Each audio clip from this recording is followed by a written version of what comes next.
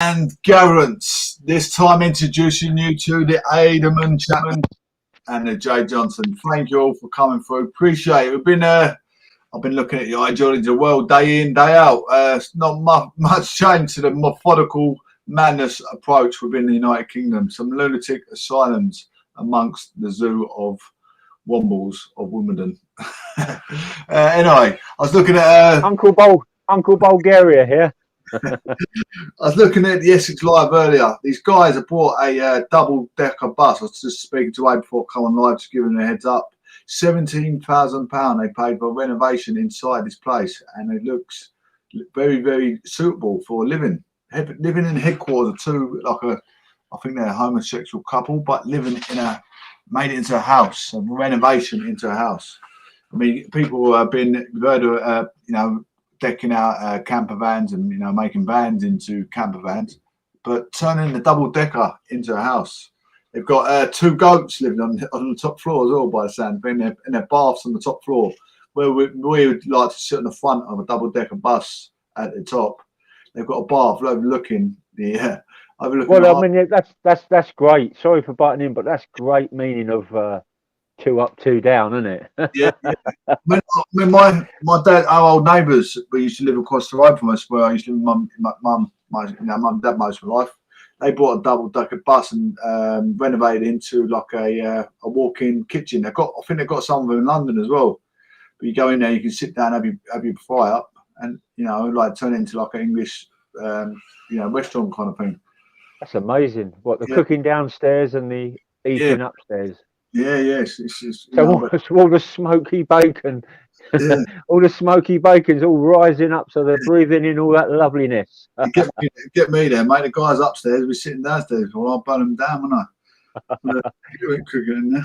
But, yeah, well, that'd be great, wouldn't it? Having that, you just imagine this. That would be. I mean, you could. There's probably. I mean, there's more ideas you could do with that than say, just a normal house. It's amazing, and plus you can move it when you want. Yeah. Well, talking about our constituency, I'm in Essex, and you are in. What's your constituency, Ed? Bloody hell! I mean, I'm Hertfordshire, but I don't know what the constituencies for the wing is. I think it's Hatfield North here, I believe. I'm not too sure. We were just talking previously about the Hatfield great hero. We'd like to give a shout. I'll let you start that off. Obviously, I've got a bit to say once you give your. Well, can I just say something before we go into sort of giving the ladder the heads up, and that would be when I used to go into London. I used to go into London sort of when I was learning to drive my car. I had the L plates on. And I wanted to go. As one of my dreams was to go into London. And one day I'd had my L plates, and I went out without the L plates. I went into London, and I got closer and closer, and then I bottled out. I turned back. I was almost there, but I wasn't even going into the main roads or anything. But anyway, so when I finally passed my test, talking about Hatfield North and all that, there always used to be the sign wherever you went in London. It was always Hatfield and the North. Can you remember that? Yeah. But so the big shout outs would be to our man Billy Joe Saunders. What a superstar. He's in the biggest bout of his life, of his career. I know he's kind of fell behind with all the others having a crack, but they've all had a go, the three guys before him. That was the Smith boys, I think, and another one. But there was the other guy that Billy beat, but no, this is different. Billy's a different animal. He's something else. Don't get me wrong, I love Billy Joe and all that, but I must say I'm a critic. So I saw him wobble once. I mean, I've watched a lot of his fights, but I did see him wobble quite badly against a guy, and he never capitalised on it. But that's the only fault I can see. But I've never seen Canelo wobble, but I've seen Billy Joe wobble. So in my mind, he's got a slight disadvantage, but Canelo's a beast. But I wish Billy all the best. I'll be more heartbroken than Billy will if he loses. But it'll either make him or break him. He'll either come back as, if he loses, he'll come back as a better champ. But if he wins, you know, it either makes you or breaks you, this stuff. I mean, you know more than me, Yeah, Justin, you being the boxer. yeah. I mean, I smelt the canvas, I smelt the horsehair leather of the boxing gloves hitting the face. I sort of lived a life as a similar. I'm not a traveller. My dad's an English traveller. You know, I'm far from, but I know their lifestyle. He will, you know, out the ring, out of training. When he's off training, he'll live his life till it's like he's at the end of his life. He'll go out partying. He'll go out doing his shooting stuff. Like, all travellers do it. But that's the way they prepare their body, live their life at the last risk of their life, end of their life. In the ring, there's a chance you could end your life. But that's how they prepare their body for battle. Tyson Fury done it. Look at how Tyson Fury broke down, a mental breakdown through the way he lived his life. But then when he trains like it's his last breath. They're amazing fighters, they really are. It just so happens that boxing had gone stale for a while, and I got back into it.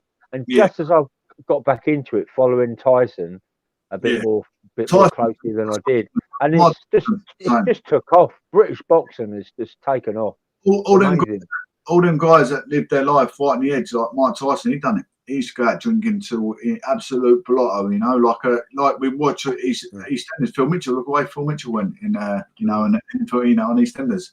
But them people living their life on the edge are really, you know, punishing their body for absolutely amazing.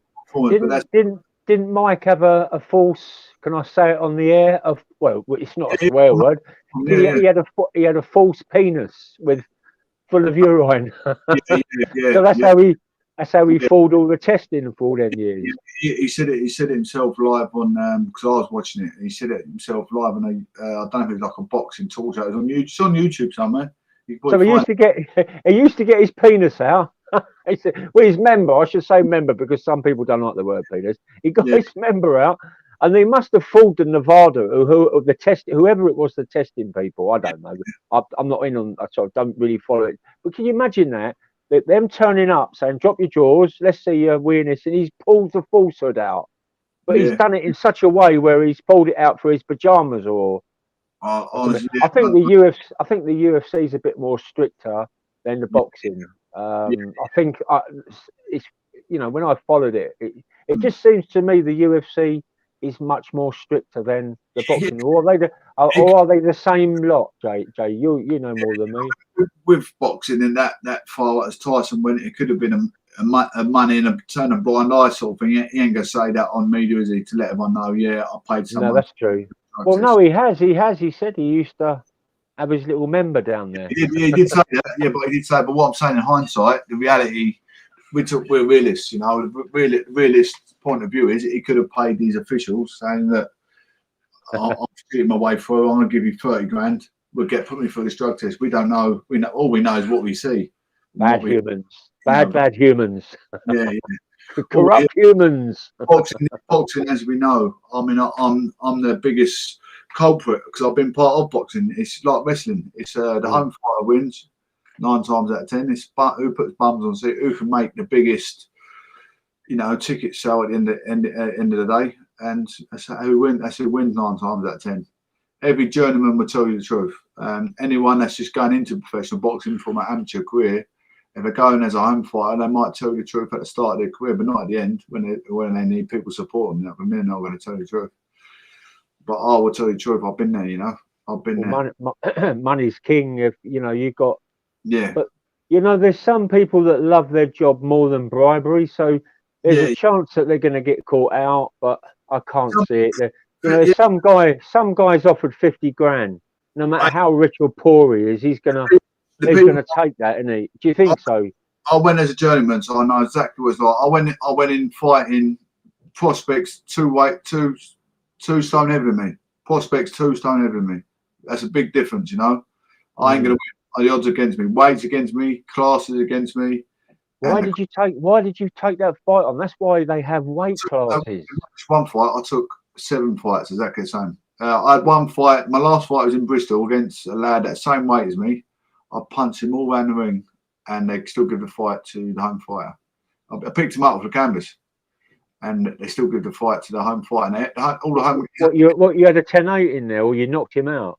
Well, I thought it should have been a 10-8. The whole crowd was booing the result on my favour, and that's his back garden. That's it. I'm boxing in Bristol Foxday. He's from Bristol town. I'm from Essex, up about 4 or 5. So you knocked him out, and he got up, and you helped him up. Oh yeah, he was down for 8 count. Got up and he won. He's only 4-rounder. He won by unanimous decision. Well, he got knocked down, mate. That's a 10. And you helped him up. Yeah, that's a 10-8. But I beat him in all the other 3 rounds as well by points. He hit me. Or when you say you picked him up off the canvas, is that a terminology in boxing? Yeah, I did pick him. Literally, help him up. I helped him up because I felt bad. I beat him up in front of his own crowd. His home crowd are booing him. Wow. I thought they'd burn me. I thought I was going to get being a journeyman fighting in the way corner. You got one supporter, and that's your wife.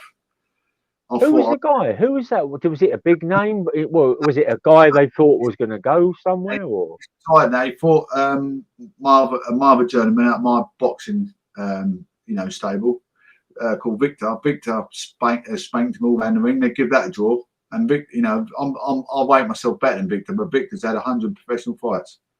He's been robbed so many times. That Victor. He was his manager, the same as mine, Greg Steen, which sadly he's passed away now, Greg.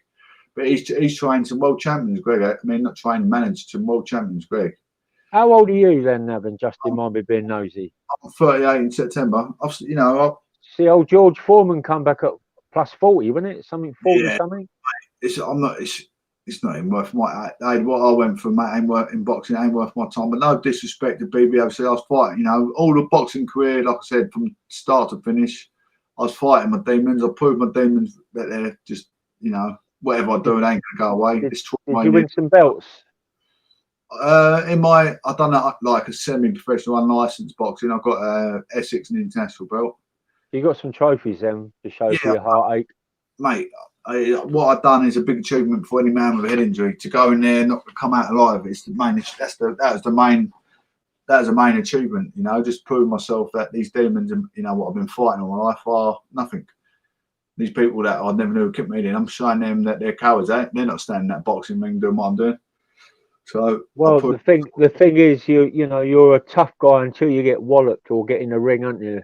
Yeah, I mean, like we say, time and time again, you got idiots going around stabbing people. You got people punching people in town for no reason. The real man puts a pair of gloves on in front of a thousand crowd, and then has a proper striker. Fair sport, fight a fair crack at the whip. I think it should be bare knuckle now. I think they should put him in bare knuckle. Don't even give him the gloves. If they thought of doing that to another human being, then just saying that to get off the charge or whatever, you've got to do bare knuckle rounds or something.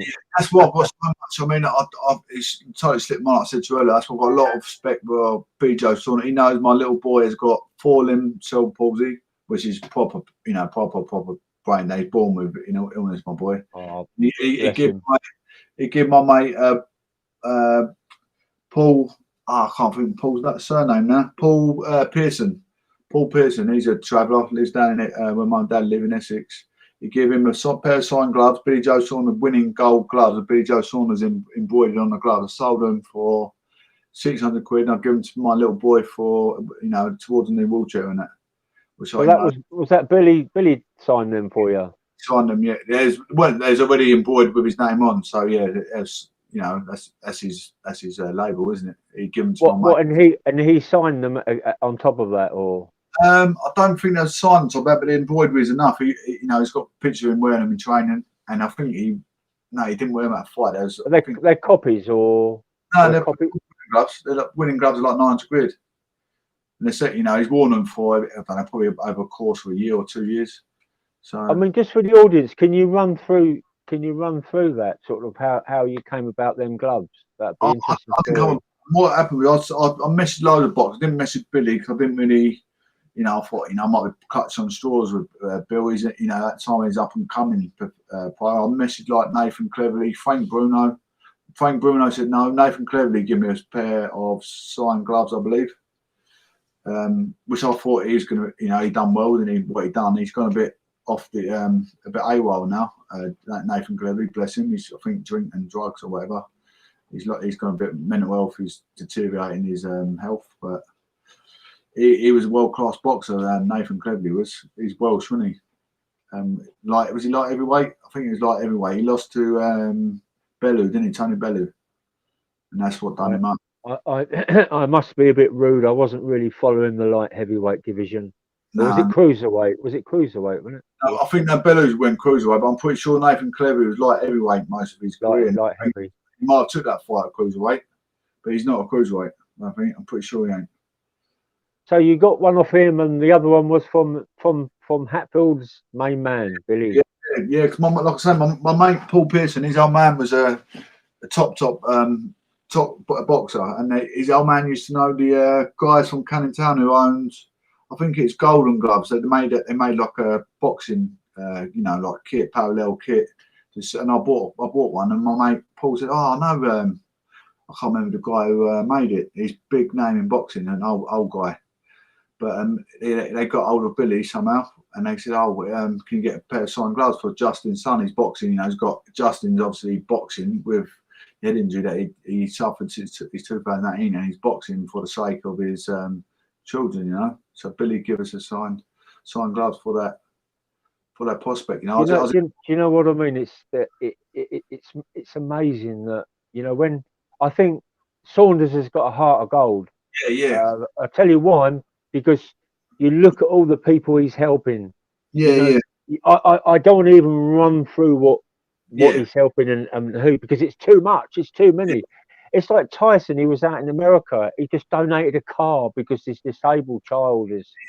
I wasn't. Can't get about. Despite the head injury, mate, I got in the ring with. I got in the ring with world champions all the time. Despite my injury, I was very, very courageous. I think a lot of them give me the courage, give me the respect. I had the courage to do it, and I think Bill probably see the boxing knows for actually this guy. He's showing like a lot of people that are disabled ain't trying to get off the bum and do anything, and that's what I show the world. It's funny we should talk about Tyson, because the guy that went with Tyson Fury and gave him a run for the money and got the decision, even though the crowd thought he lost that one. John McDermott. You think you used to spar with him and train with him? Yes, train with him a lot. I mean, I done put Tyson Fury down. He's done a lot in boxing, but if John McDermott got the decision, would John McDermott be in his shoes? It makes you wonder, doesn't it, mate? Maybe he wouldn't, but he did give him. I thought that was he had 6 rounds in the bag easy for that fight. I think he's equivalent of Andy Ruiz, though, isn't he? He kind of, if he'd have made that one, won that one, it would have been a big upset, but not as big as upset, say, as Ruiz and Joshua. But I can see him going that way. But you never know. We can't tell the future. We can't guess the future, and we can't change the past. Fury's had the heart to go on and beat some great boxers. He went out in America, done what's his name, swinger. He beat Dante Windmill. He beat Klitschko as well. Do you know what I mean? He's gone on with a heart to beat some top boxers. Would John McDermott beat one of Klitschko's? Would John McDermott beat the guy in America? It's different. It's horses for courses, different kettle of fish in the ring, different size, different styles make fights. That's one of the big sayings that we hear so many times. John McDermott had the best jab in the business for a short guy. He's only the same height as me, John McDermott. He's 6'2", and he's fighting like was Tyson Fury near 7 foot. Mate, that picture you've got that you sent me, honestly, no offense, mate, but he made you look like a little midget. Yeah, I know. I was like, wow, the size difference. John McDermott is like a bear. I mean, I couldn't believe it. Because I know you quite well, and I've hung around with you. Yeah. And when you sent me that picture through, I thought, he's made you look small, so Tyson Fury must make him look even tinier. But see, if I see Tyson Fury, I wouldn't be, no disrespect to, I know Tyson Fury can have a fight, obviously, but I wouldn't be as scared of Tyson Fury. John McDermott looks like a convict. Like he's definitely. I mean, I'd love to speak to Tyson. I wouldn't be as scared of Tyson at all. Until he asked me to go in the ring, and when he puts all that weight on and he gets all angry, then I think my head will roll off on. But the funny thing is, because me, I've always wanted to get into boxing, and I'm like 6'4", and when I'm sort of standing upright, I'm 6'5". So I'm the height of Dermot and not far from Tyson, and I can put on the same amount of weight as Tyson Fury does. And as you know, I wanted to do boxing, Yeah, and I yeah, wish I had done. My dad said, "Well, you haven't got the boxer's nose, you know." And I've got a bit of a pointy nose, but yeah, that'll soon get bashed down, you know. But yeah, I so wanted to do it, but just because my dad said that, I listened and I took notice of him. But the real tale of it, it wasn't nothing to do with my nose. He wanted me to get over there on the big construction, welding up all the, or not welding, but you know, he wanted me to be a fitter like him on, yeah. you know, manufacturing earth moving equipment. In the If end, I broke these, his heart, and I went welding in the end. So that kind of was a little bit of a not to get at him, but I yeah, wanted to do welding because all the sparks and the yeah, light and the little tingles and burns and stuff. yeah. And yeah, I wouldn't change it for the world, really These wouldn't. these world champions, mate, they're not going to get in the ring rank. I mean, John McDermott killed me if you want to do the size of him. It was, you know, Mm. I was hitting him as hard as I could, but it's only like giving me his not one of his not heart full jab, but he's giving me enough jab with his weight behind it to take my head off. You know, he took his right hand, of course, man. He took my head off, but they got respect. But John Yeah, McDermott, just getting in the ring with him, you think he's going to kill you. He's got that mm, look on him, you know, even though he's definitely, yeah, definitely, yeah. He's got that. He's got that old yeah. old school convict look about him, isn't he? Where Tyson Fury, he'd be the same. He'd be just as gentle as John McDermott, but he looks like just a big, tall, friendly giant, doesn't he? But John McDermott just looks like he's going to kill you. He's got that look in him. I don't know. Mind you, did you check out that when Tyson first went over to the States to have his first big battles of not that long ago? Did you check them ones out, mate? You wouldn't want to flip and see him in a dark. You check them two preliminaries, or I think it was three. The first one, he just had comeback, so he's quite weak. The Yeah, second and third ones, when we had the big American hat on. yeah, Did yeah, you did you see that fight? yeah, yeah. Well, Yeah, he came in like, I'm not going to swear because I don't want to put negativity out there for your audience, but he came in and he was just a different man to where you see him like in his nice shirt and his nice yeah, trousers and his shoes, or even when he's with his kids. But when he's gone into the gym, like into fight camp, he becomes a different human being, and I think that is the you know the yeah. the the It's gyps the not the, good. the Gypsy King and or Tyson Fury. If he Yeah, yeah, turns up as the Gypsy King, mate, yeah, he's yeah, different.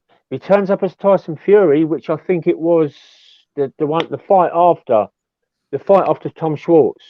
yeah, yeah, Tyson Fury turned up to the fight after Tom Schwartz, but the Gypsy King turned up to yeah, fight Tom Schwartz.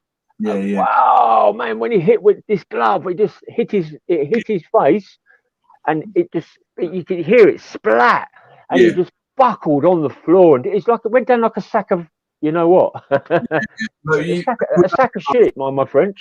don't realise they watch boxing. They don't realise what goes on behind, you know, the training. It's not just go training. It's you're I spending know. time with your wife, your kids. All you're putting all that psychological power into the ring. I ain't seen my wife for a month before the fight. You can't have sex with your wife for a month before the fight. With all that testosterone, thinking that your wife could be having fun while you're putting the graft in to put food on the table. When them guys are getting in the ring, they got all that. They're putting all that on the line. You think women as well? Women, I mean, guys. I mean, I think like people like Muhammad Ali might have took a bit of mick behind closed door. They might have gone out and slept with a few strip club like Mayweather and stuff like that. You know, but you look Yeah, at women. right.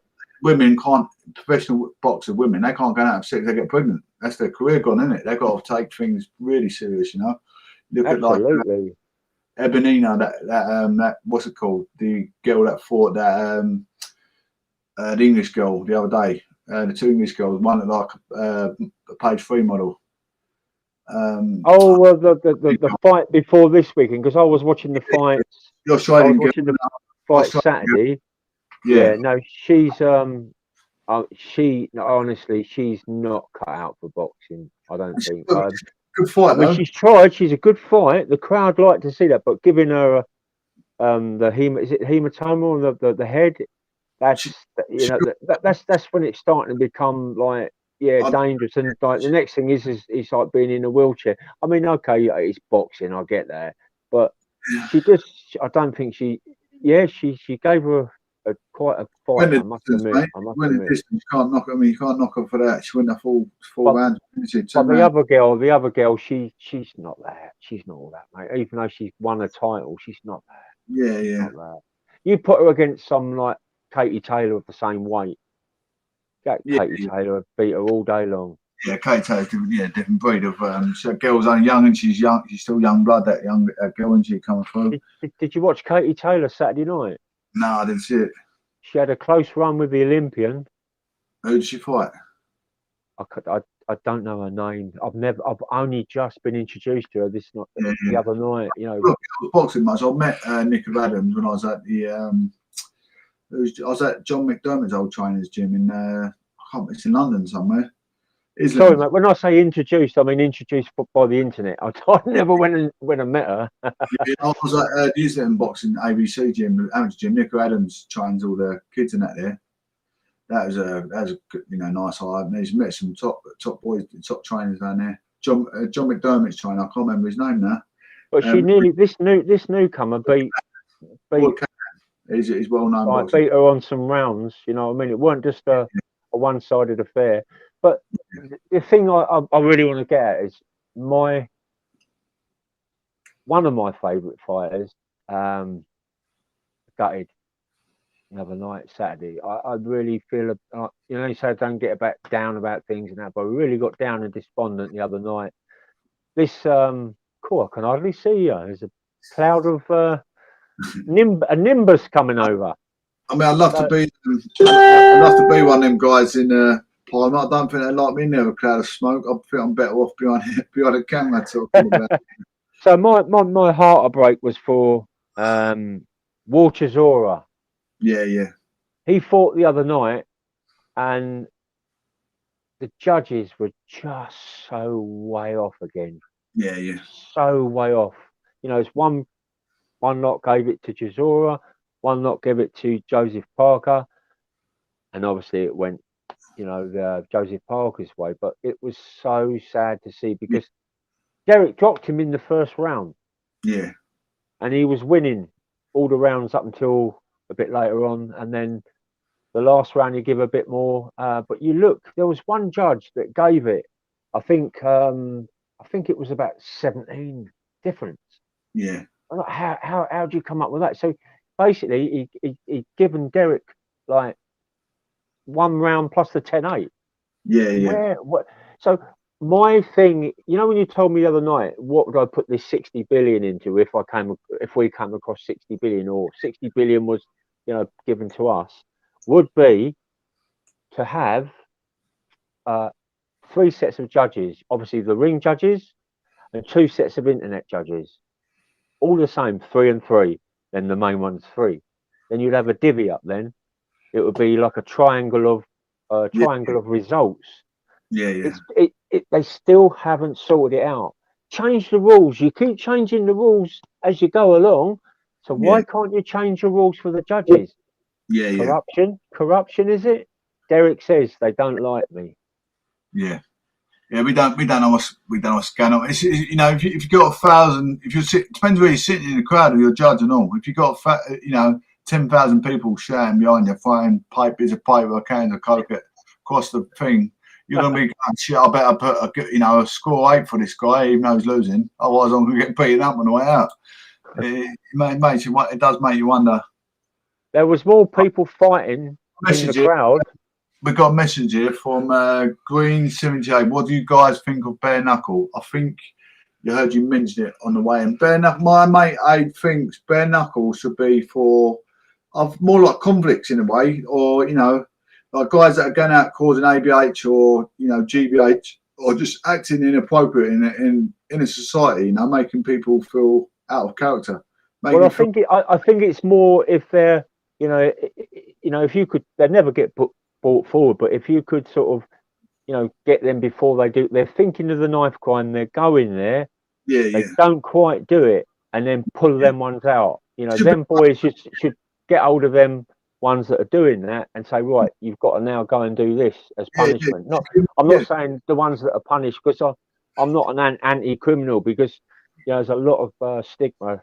Yeah, well, Yeah, like I say, the name criminal. these guys that are causing mayhem with knives or any weapon, you know, they go on community service. Well, their community service should be bare knuckle boxing. They shouldn't be going out to go community service with the likes of a burglar or shoplifter. They should get they should get put on a different community service. You're going bare knuckle boxing. You know, See, our guy's good. Our guy, the little bearded one, he fought that John, what's his name? I mean, you know, when you look at the damage that they cause, that's without the gloves on. Look at Kimbo Slice. I mean, poor old Kimbo Slice, he passed at young age, but he started off bare knuckle boxing. He done UFC. He did give it a good crack at UFC, didn't he, Kimbo Slice? You know, he's well loved. The Americans, when he was American, born and bred, but they loved him when he got in that UFC cage. Yeah, I loved. I think he only won about 2 fights out of about 8, didn't he? But you know, it must be a good feeling to step in the UFC octagon in front of them thousands and millions of watchers. Didn't the UFC find him from that fight that he put on the internet or something? Is that another story or? All them fights he had on YouTube where he started in the garden. That's what made him his UFC career. And I used to watch my mate Dave, that was brought up, you know, in the same household as kids. We used to sit there and watch. He used to show me. We used to watch him. We used to go out and, you know, try and copycat. We were shooting and young, you know. We used to go and try and copycat the actual things he used to do. We used to try and beat each other up, me and my mate and stuff.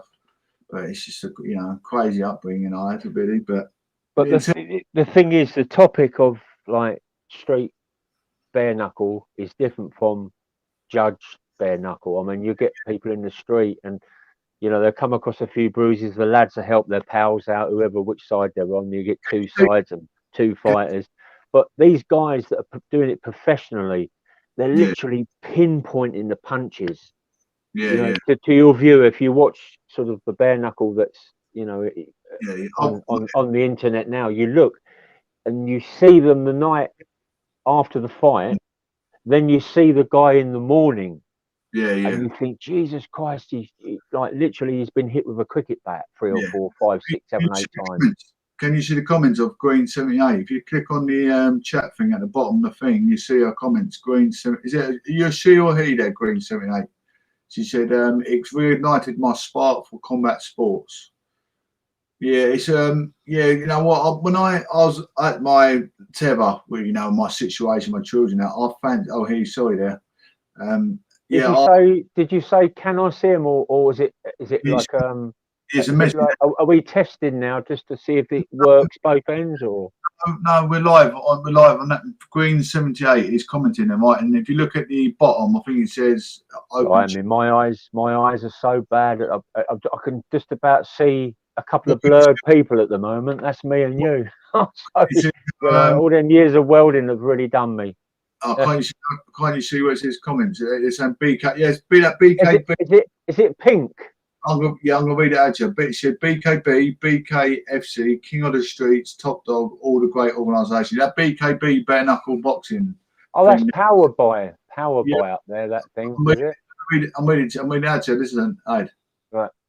Yeah, BKB, BKFC, King of the Streets, Top Dog, all guaranteed organisations. I was just answering. I was going to take that BKB cage fight which is in London at the O2. I was going to take that fight over 2 years ago, but obviously I've got conditioned secondary Raynaud's disease, and I thought, you know, with the bad luck I've had through boxing, you know, maybe I shouldn't be even taking up the sport. And I just thought, you know, I thought better. I'm not in a situation to be. It's a passion, isn't it? You've either got it or you haven't. If you don't, if the passion's gone, then it's a bit like, If you mean, as soon as you get your kids taken off you, what passion have you got? You've had your kids taken off you. What passion? Well, with me, my passion was like going in gyms and doing kickboxing. Yeah, I loved it. I've still got that passion, even though I'm an old. I've still got that passion. Yeah, the difference is, man. What I'm saying is, you get the fire in your belly to fight. My fire in my belly was dragging my kids into, not dragging them, but walking up my son in the ring. That's the best feeling in my life. Walking in the ring, my son holding my. Oh, I bet it was. Absolutely. Where's my fire? I've got my kids. Got no fire. I've got nothing. Shall I tell you how I can relate to you on that? I mean, I used to, I produce music. Yeah. And literally, you know, the before and after of playing to a crowd was, you know, like thousands of people screaming when you've done it. And it's almost like more. And then the promoters going, no more. Good promoters go, yeah, one more. And we've got to find a quick tune out because it's a live set. So we've got, off the top of our heads, we've got to do it. And when you've done that last one, it's amazing. Just like the whistles and then you get to meet everyone after and stuff like that. Exactly, mate. There's loads of things like that. I used to get thousands of people cheering my name for the fact that I went in there with crazy. I heard it. Yeah, I watched them videos of you. It's like 90% of the crowd was on your side. So now I haven't got my kids to walk in that ring without no kids there. That crowd is nothing to me. Do you know what I mean? And my kids, ring is my fire in my belly. Without that, I ain't got no fire. I've got no. That's why I've got no enthusiasm towards boxing anymore. It's gone. Yeah, but how would your kids feel if they saw you having the last few fights when they get to like, say you start now, retraining, get back in the gym, and Billy Joe Saunders offered you a fight, say the end of the year. You got back in the gym, or even the end of next year, you got back in the gym. Your kids now are probably old enough to understand and see you, because eventually they will stop being oppressed. You know, it will happen, and let's hope, God forbid, nothing like goes wrong. But eventually, you know, they will come back. They will come back and see you, because children can only be oppressed for so long, because then they become adults. The oppression stop. I've been there. You know, I could say there's no. I could tell you my story. You know, about but I don't think it's. You know, we're getting on the negative. It's my box career was like a Grand National two-legged horse running a race thinking it's going to win. It ain't going to happen. I was only doing 4-rounders. If I was done a 10-rounder, get punched in the head, I might have not got through the 6th round with it, a serious head injury. I've done what I did, and that's it. You know, I'm not even contemplating, training is not even worth it. Not even worth it. Well, like you said, you made your mind up. It's like that's what when I went with you over the field, like to do a bit of training, and that's when I put my fists up and I was saying, "Well, give some jabs and that." And you was like, "No, because of me hands." And I thought back then, this is we're different now. It's only when I just met you. We're obviously good friends now. But back then, when my hands are like from start to finish, mate. My hands are like fiberglass. I've got 60 Raynaud's. If you knew like the pain, it's like you got toothache, and you're biting. I'll never know that, mate. I've got enough of my own pain, but I'll never know Raynaud's. I mean, it's obviously another pain. Yeah, it's nothing. The more readings, the more the mental health side of things, the anger. I used to have getting fights as a kid, because it weren't because I went to get fights. It's because of the pain in my hands. I used to get probably going 100 fights throughout school because of the pain in my hands. I was out in the cold playing sports with the kids, not realising that I'm not made to play sports. I'm not that. I think someone said to me, Raynaud's is a bit like hypothermia. Is it something similar like that? It is, but all the time. It is like all the time, all the time, mate. I was in the garden. My mum and dad the other day. Dad's hot. I was freezing. I had a coat on, cardigan, jumper. It's like 18 degrees Celsius. I'm freezing.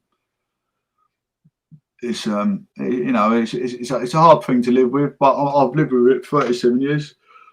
It's just it'll get worse, unfortunately. But it's just one of them things, you just get on with it. Well, you've probably retired at the right age then. You know what I mean? You probably retired at the right age. My big toenails used to fall off when I used to play football, because that's how. Wow. Do you know, it's a rare breed where toenails fall off, because there's not many people who can say that. No. You know, I mean, I've been through it. Like, my story. There's only very, very, very few people I've met that their toenails just fall off. Just, there's obviously something going on with the circulation there. The big thing is I mean, if I was a doctor, they'd be saying, give up smoking, give up that vape. And they'd be, saying to me the same, give up smoking, give up the vape.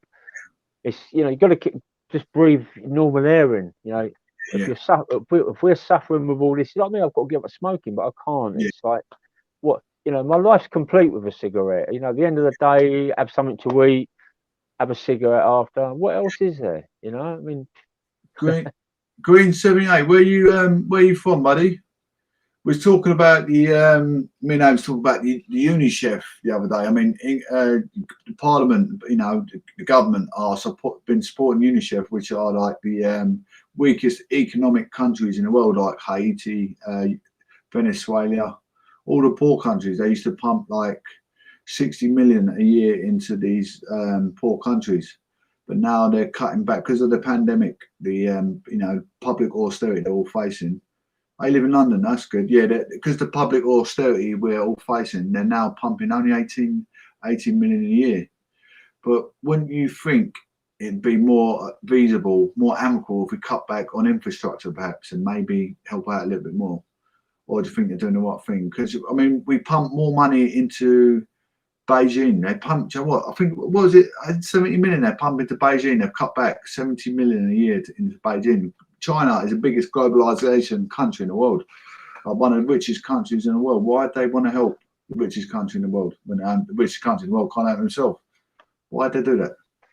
Well, especially with this thing going on with America moving ever closer to them, and there's those islands that are being disputed, and there's various land being disputed. I don't think why are governments so bloody greedy and set? It's like if we all had like the individual, we're all the same, no governments, yet we have an elected government that gets together when there's any trouble. Yeah, you know, we don't need we don't need government. We don't need them.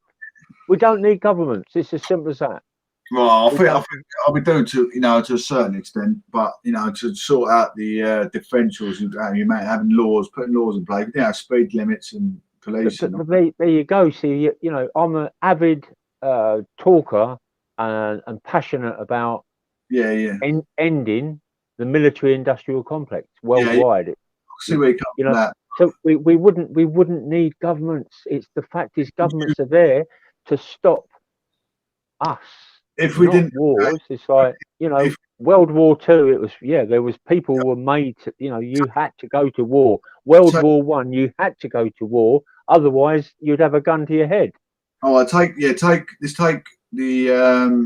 government away, take the all the armies away, like you say. The word government has over time now it's failed on every level. Can I finish? People used to say to me, "We need government." Yeah, let me finish. No, that's why we're having perpetual wars because of governments. Mr. Chapman, you know? if we take away Parliament, right, and we take away the armed forces, where would we put all the metropolitan lunatic asylums that go around? Hold on. That's everyone I'm not a globalist. No, that's everyone on the earth. Everyone on the earth. There's no one getting out of it. It's like these leaders have failed from the top to the bottom, and that's why they pulled out, because they didn't want the rest of the world telling them. They wanted to strip our human rights away. I know, but you know what I mean? Yeah, we can do it. We don't need it. We don't need government. Would you chase the criminals? We can do it without government. Would you chase the criminals with knives and guns? Hold on. Now that's different. Right now, that is the police force. Yeah, you've got the police force. That's not the military and the military-industrial complex. That's a whole different ball game. I don't know. Did you see that video the other day? A police officer punched a half-innocent man straight in the face for no reason. There's 5 police officers around him. 2 of them could have arrested him quite comfortably, and one of them out of 5 of them went up to him and punched him square in the mouth. So years ago, the elders would sort the trouble out. Yeah, you know, it's like that's where I'm getting to. It's like before governments, the elders will sort it out. The elders were the sort of governors, not government. There's a lot of difference between government and governors. Well, Winston Churchill, though, how far we go back? How far we go back? Talk to it.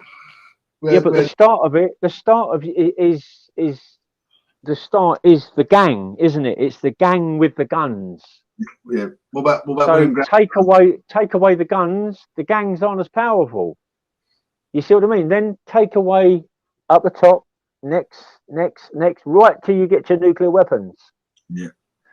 But this radio, it's not needed. This radio station is formed by, you know, we could be the next talk of the town of, like, you know, we could be, you know, local commissioners, or we could be local. I don't know, what could we be, Aid? What could we be? We could be anything we want to be. Talking over the radio, we could, you know, we could be councillors, local councillors on the radio. You know, local what? Sorry. We could be local councillors on the radio. People listening, giving people help. Local what? Sorry. Councillors. Councillors. Yes. Did you say councillors? Right. Okay. We could be local councillors. Well, not local. You're further away than me, but you could be for your constituency. If we get that big on here, which is, this is starting platform. Once it gets onto Facebook platform, we could have like 60, 70 listeners a day coming in, leaving feedback like Green 78. This is a building platform. It's going to be, I've nearly got 200 subscribers, but once it gets on, onto YouTube, which will be in Facebook and YouTube in a couple of days, this will just manifest and grow. Just grow and grow. I've always been on the left, tried to be as fair as possible. I've recently found myself harboring right, leaning views sadly. It's all good, Green 78. You got you know, you got to do what's best for your problem. I'm just going with traditional value. My granddad was under World War II, Winston Churchill. I don't think Aid's a fan of any club. He's more of an independent guy. He sees. My granddad fought. My granddad fought his battles. You know, because he suffered after the war. He used to spend all the money down the betting shop. Yeah. He didn't think of it. He didn't think of anything other than himself, but they had a problem because he had the PTSD or whatever, post-traumatic stress disorder from the war. I mean, he used to tell me stories that for boxing as well, sorry, I go for boxing. I blew all my money, didn't I, on cars, and you know, I earned about 60 grand in my boxing career and just blew it on everything, cars, you know, through sponsors and everything. I had 5 cars at one point. But you didn't fought in a war that none of us will ever know about. No, but none of us will ever relate to it because we was never there. These Iraqi, Afghanistani type of wars that are thieving resources, they just are paid soldiers. Yeah, I know you're saying. I'm still fighting. And again, going back to the government, all they are is there to hold a fake purse. Can I say something? Is it fair to say I'm a World War veteran because I died 3 times and I got beaten up by 15 blokes and still boxing in front of a massive crowd, and I got told I wouldn't be able to walk ever again. So that is almost like a veteran. Well, they said to me when my disc burst and I couldn't walk for 2 years. They said to me when I'm in the wheelchair, once you get in that, you're staying it. So basically I had to fight like a bloody wounded lion. Yeah. Like, to get out of the bed onto the wheelchair, then out of the wheelchair onto crutches, 6 months of each one of those two, then 6 months leaving crutches and 6 months getting back to walking normal. But I don't want no praise for that. Yeah, no. I don't even expect anyone to recognise it because they don't. No, they don't. They're evil. The government are evil. The Crown Courts are evil. The civil courts are evil. You know, it's past its sell-by date. You know, the longer we keep this whole system going. 18 years old. Let's have a look. Let me get my old specs on. That's my old specs. 18 years old. I should have gone to Specsavers. 18 years old, older than me and you there. 18 years old. You look like President Putin. My nose is hanging off my face. Literally. You look like. If you showed a picture, what have you injured? Show it again so I can see it.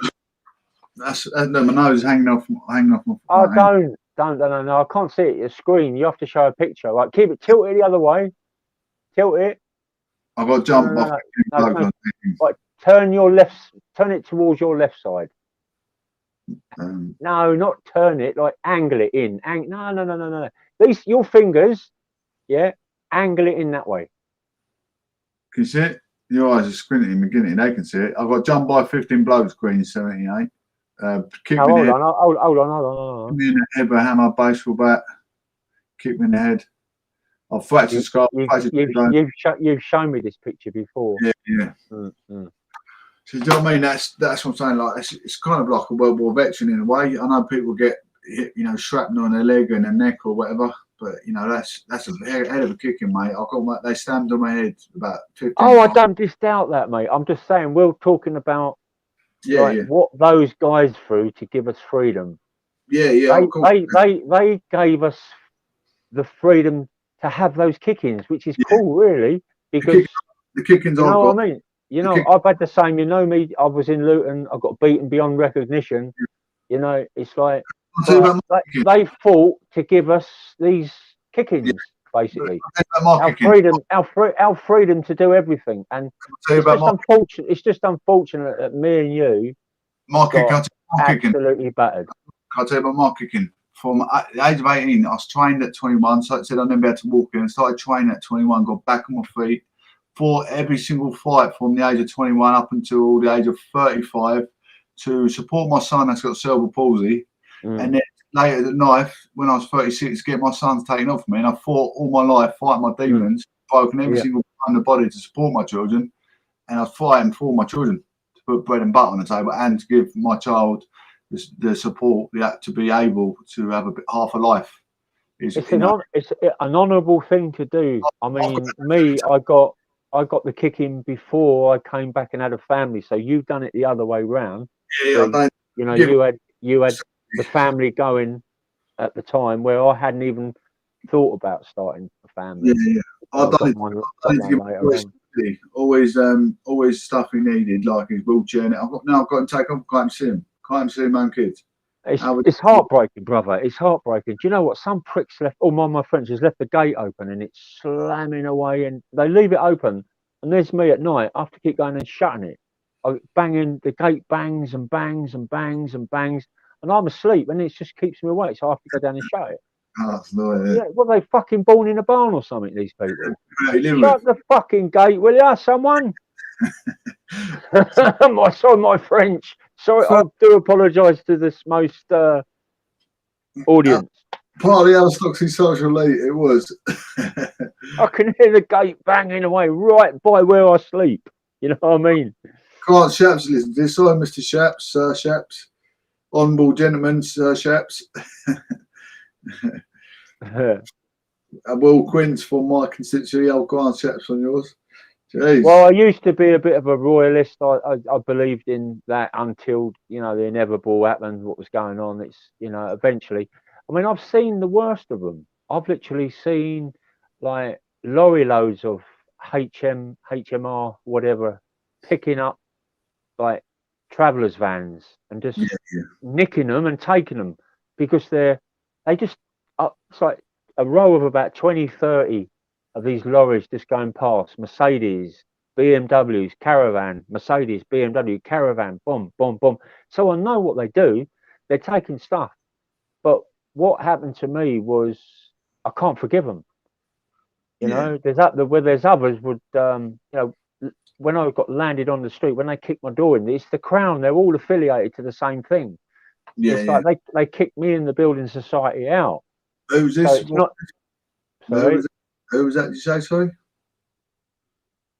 When you helped us clean the house out. Oh, Gestapo command too. Well, Justin, you shouldn't talk like that about Her Majesty's. Yeah. So there's various levels of Gestapo. So it seems like there's various levels of bailiffs. There's various levels of magistrates.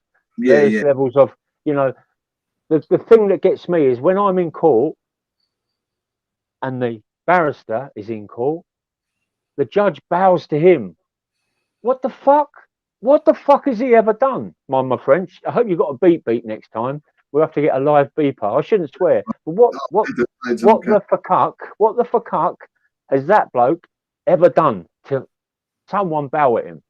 Yeah. The whole thing is archaic, it's old-fashioned, and it's had its day. It's finished. And that's why we're in the mess we are, unless they've done this, because all of a sudden they're not taking notice of a Europe anymore. This whole thing with India getting COVID is too suspicious now. They're letting everyone go back to normal. It's too suspicious.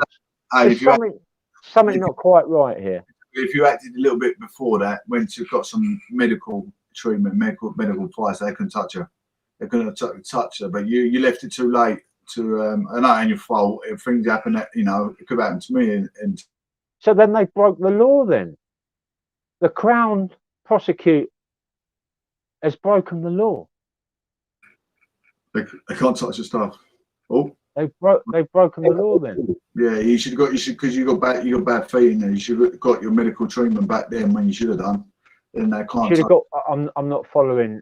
You've got a physical impairment with your feet. If you got medical treatment and a written statement, no debt collectors or anyone can come and take your stuff like they did. That's a fact. If you go down. So that's why my mate PJ. Yeah. My mate PJ has said that was illegal what they done. Yeah. You should got if you had a written statement off your GP and got Salvation Army with evidence to support you, they can't touch her. They can't touch her. But you left it because you left it a little bit too late. You obviously you didn't know that at the time. I found out. I mean, I've been arguing a few. I sold a car. 2017 BMW. I was going to boxing training. I said to my wife, "Can you send the V38 form off?" She didn't send it, so I sold the car. These guys are driving my car about in Basden in my name still. In 2018, when I did my car, they're getting parking fines, speeding fines. I'm still paying the debt. It's $2,000. The debt's $2,000, and I was going to get debt collectors to come from my front door and take my stuff. So you don't take my stuff. No, wait a minute. I said, for one, I've got medical conditions. I'm not touching a thing of mine in my place. And then I've got obviously now Salvation Army written consent to say that he's not medically able to provide the money. I said, the fine's not even my fine. I'm paying someone else's fine. I mean, every situation's different. I mean, Great Britain used to have a great in front of it. Now it's got a broken in front of it. You need to go down mate. If you go right avenues. You don't laugh much, do you? I know what you mean. You don't laugh much, do you, boy? I do what you mean. Britain is broken. Get used to it. There are shapes and avenues you can cut and get support, but you need to go. It's different, mate. It's different. They don't care. It's as simple as that. They do not care. They are fascist Gestapo Nazis. They invaded Iraq and were responsible for killing millions of women, babies, and children. The SAS used to get on rooftops and pop people like your heads off, fathers with children. And that's the brutal truth. I'm a dissident. Get used to it. The qualitative evidence says Tony Blair caused the war and he shit his pants and went out of the country. It's the Crown. It's not Tony Blair. They're always blaming Tony Blair. It's the Crown, brother. Get used to it. Tony Blair we can't keep blaming people. It's the Crown. Why did the Crown stay where they were and Tony Blair went out of the country? That's guilty conscience, isn't it? I think. No. The Crown have got nuclear weapons. Tony Blair hasn't got nuclear weapons. Tony Blair still won though. He legged out of the country. He wasn't in the country, is he? Tony Blair became many things after the Iraq War, but the British now have lost the Great World War II. We won the war. Now they are the same as Nazi Germany. It's and it's proven. It's like look at Iraq. Look what they were doing, killing women, babies, and children, and now they're doing it to their own people. And I am a witness to it. Well, you do it without the violence, I might add. I can get you going. I have to remind you to smile and laugh. I reckon Iran's half a home to me. My granddad's from Pakistan, isn't he?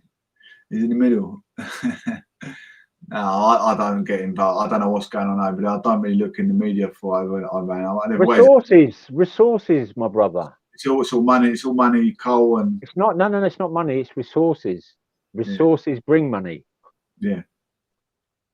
They're fighting over there, coal and whatever's over there. They've got all dodgy stuff going on over there, haven't they? Well, it's the batteries, the stuff that goes in mobile phone batteries. It's the gold. It's the opium. You know, the British haven't changed their ways. The Crown hasn't changed their ways. They are still big-assed thieves. It's Harry, isn't it? Prince Harry's still taking opium. He's injecting opium. Shall I tell you why they went into my place? Shall I tell you why they went into my place? Yeah. The solicitor said it's come from above. Yeah. Shall I tell you why they went into my place? I was there living 4 decades. I had brain damage from that place. Yeah, I had car accidents. I had road traffic accidents. You know, motorcycle accidents. I had my business stolen off of me. They took my place because my dad's side is Irish, and they don't like Irish. They don't like anyone from Ireland. It's as simple as that. They've got a thing about the Irish. Right, I did think it might have something back to the postmodernism era of the Great Maze, mate. Oh, and all that crap. There, that's it. They've stayed in the EU, and they Chocky Allah. That's all I can say. Yeah. They're part of the EU, and they Irish. I suppose they feel left out. I don't know what's going on. I don't know quite. The South are, the North aren't, because the North was stolen. Yeah. You know, it does make me wonder, why did they stay in the EU? I don't know. I'd like to know, but well, they're going to keep the European Court of Human Rights. I mean, not that that's ever been used properly. That's why probably the Tories wanted to get out, because it wasn't working. It was a Labour decision, and that's where it's going wrong. It's not a triad. It's left, right, left, right, left, right, left, right. That's all it is. Yeah. One spends, one saves. One spends, one saves. Wherever I go in this world, I've always had 1 or 2 Irish mates, you know, even at young age. When I went to Hatfield, I was lived down opposite Travellers Lane, didn't I? So I had Irish mates around with me. Travellers Lane, I know it well. What's that, mate? I know Travellers Lane really well. No, but don't get me wrong. It's like, you know, there's good and bad in everyone. I mean, I've got some really good travellers mates that, you know, ended up in houses and stuff like that. Still got the caravans. Don't get me wrong. It's but there's bad and good in everyone. You know, my business was stolen by a so-called traveller. He was doing this stuff. What do they say? You know, they say, you know, once you pick on one traveller, you pick on all of them. It's not the case, because there's sections of like tribalism even within the traveller community. So this guy sold me a vehicle, and later on he come back and took it. I read the small print wrong and all that. But so, you know, it's just life. It's learning. Everyone's from the school of hard knocks nowadays. Mate, you got to look at this world itself. UK is 200,000 A-class paedophiles in England, and you look at paedophiles are everywhere, mate. It's scary. But then we look at the ideology of ECDL group. Tommy Robinson said, "Oh, they're all Muslim." Well, no, hang on, mate. There's 200,000, you know, British, you know, UK paedophiles, and he's saying most of them are Muslim. Well, UK itself is full of more minorities, white race, so it's bound to be more white race, 200,000 of them A-class paedophiles than there is Muslim. So the trouble with Tommy Robinson, he was almost listening to the mainstream media, because the mainstream media, every time like these rapes of 16-year-olds and under girls were happening, they always put Pakistani sort of men on the front cover of every like newspaper, and it just seemed that way, and he believed it. He believed that, you know, it's like these like Indian, Asian, Pakistani looking guys were doing all the raping, when in truth, if you look at it, there's more than an Indian, Pakistani that are doing this. But you see, you're always going to get the fascist type of sort of a white man who Tommy Robinson is. I don't think he doesn't mean what he says, but mate, he's bordering on a fascist. You stick Tommy Robinson in China for 2 months and see how many you know, blokes talk about him touching the Chinese women and things like that. I guarantee, mate, he'll soon be a bloody he'll be in the media over there as a paedophile, chatting all the Chinese women up and, you know, trying to sleep with them. You you see, the thing is, like, he tried to defend himself with, you know, and he lost the battle. So these guys, obviously the darker force, like an Illuminati within the, you know, Asian community, had pulled him aside, and then all of a sudden, after a good talking to him, probably a backhander, he then stopped all the big marches, and he not stopped them, but he wasn't the leader anymore. Yeah, And he, you know, to be honest, like, people say he's borderline fascist, but who have you known since whatever wars, you know, regional wars, not World War II or anything like that, not world wars, but regional wars, who have you known that can just amass 50,000 people just like that? Only Tommy Robinson's done that. And the fascists, like, after World War II, like the British National Party and people like that. But it wasn't as big a following as when Tommy Robinson was head of the English Defence League. Yeah. I mean, the only reason why it's a good point is because his cousin got raped. You know, I mean, if it's our cousin got raped, you're going to jump straight to conclusion. You're going to write off the whole tribe, aren't you? Because you're angry. But then he's going on about it months after months after months in front of the whole union. The whole union, you know, these are like people, critical thinkers, you know, like sat in uni for years on end. And he's sitting there in front of the whole union of a, you know, top people got about eight GHD, what you call it, diplomas in university, and he's sitting there trying to write them all off, saying they're lying. That's what made, you know, that's what dug him his hole. That's what dug him his hole. That's why he had to run out of the country. He's acting absolute. I mean, he got a lot of people's blood boiling. I mean, there was a thing that I don't know if it's still on the internet, but there was a thing on the internet that he said that there was a guy from Hatfield was impersonating. I won't mention what club, but it was a guy from Hatfield was impersonating a very powerful motorcycle club, and he said he's from Hatfield. Well, there's a lot of bikers in Hatfield, you know. So which one was it? It's like that sort of thing is just dividing the community. It's just dividing everyone. I'm going to crash out, mate. My power's going. Oh, buddy. Oh, mate. Hold on. I'm not going yet. It just might crash. It's just gone into power saving mode. Hold on. Let me just plug you in. Or better still, don't panic, Mr. Mannering. Let me just see how much toot I got out there, mate. Let me have a look. 5%. I'm going to have to hold you. No worries, mate. Give me a cuddle. Why not? Mr. Green, hugs, no drugs. Mr. Green, 78. What part of London are you? East, south, north, west? I can't think. You know, it's been what's been going on in London recently? You had this few stabbings the other day. We was talking about it, didn't we? It's always sporadic knife crime going on in London. You never. I don't think you're ever gonna sort out the differentials throughout the humanities society with knife crime anywhere in the world, really, if I'm honest. Unless, like, I mean, they'd be saying maybe put license for chefs and butchers and things like that, and people like normal households like us. Oh, North London. Oh, great. Yeah, I mean, Aid's greater London, just off North London. It's Hertfordshire. I was living there for a year. Nice to have you on as well, mate. Appreciate it. We usually give a shout. I mean, it's more of a practice one. We're going to buy the upgrade on this, which will be massive. It'll be on Facebook and YouTube, so we have loads of listeners. We do shout out for our sponsors as well. London's not now. London. I mean, London's a big city, isn't it? You can get a big amount of trouble. I mean, I'm from Essex, Clacton-on-Sea myself, and that's a mini. You know, it's like EastEnders there. Everyone knows everyone. Everyone knows your business. And if you've got a provocation, you go for the rest of your life because the person's going to live right on your doorstep on your toes. You never walk away from it. You can't get over it. You can't get under it. So, yeah, it's, you know, Clacton is a bit of a rife place. Then you've got Jaywick. Sunny old Jaywick. You been down Jaywick Aid before? Clacton. Is that near Clacton? Yeah, it's just like it's west of.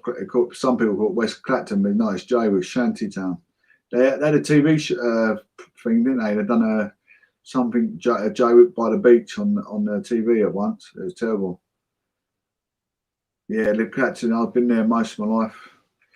It's We used yes, to go to these places, these sort of beaches, and I can remember when I was about 2.5, no, no, not 3.5, sorry, not 2.5. And I just remember paddling out, and it was just mud, pure mud, and just the dirtiest beach you can ever imagine. It was great fun, though. You know, I've said to me, like, I always used to, remind my parents, like, it's one thing I'm grateful for, and that's yeah, all the lovely holidays we had. You know, we had such beautiful holidays every year, and was very spoiled. But like I say, my mum was a grafter, my dad was a grafter. You know, others don't get ever get that. You know, I just, mate, I there's understand. so much. Like, when I look back, I see all the fighting from families and that getting broken up with this COVID, and it was happening well before the COVID come along. You know, there's a lot of people are saying that this COVID is like the economy was collapsing, and this COVID is just the way of, this just, you know, it's just a way of figment of the imagination. They can pull it out when they really need the money. But when I see all this in fighting, people not talking, like before COVID come along, you had Christmas, didn't you? And everyone Yeah, that was all sort of getting together at Christmas, they reckon, I think it's 55% of the British people were ripped apart through arguing at Christmas. You imagine what this COVID's done. yeah. It's heartbreaking. And I don't know. I'm still suspicious about this COVID. Really am. It's like the Brits are very snaky. What they've been doing to the Russians, what they've been doing to the Iraqis, what they've been doing to the Middle East. You know, the MI6, the Secret Service, snakes for money. Really are. I think this. I don't know if they're making it, this. I mean, with COVID, it's like you say, it's between Parliament and the people, and the people are protesting. What can Parliament? The Parliament can't really. I mean, much as you say they're trying to control things, they get not really controlling a lot. They can't control the people. People make decisions themselves, and they're lifting everything on May the 17th. You can start travelling abroad. If you start travelling abroad, then the variants are coming in from India, regardless if you're allowed in Turkey. What's to say them, from Thank India? you. That's not Thank getting you. Turkey. Thank you. Because what is the point of Yeah. social distancing, lockdowns, when you can bring a bit of COVID on, a leather jacket?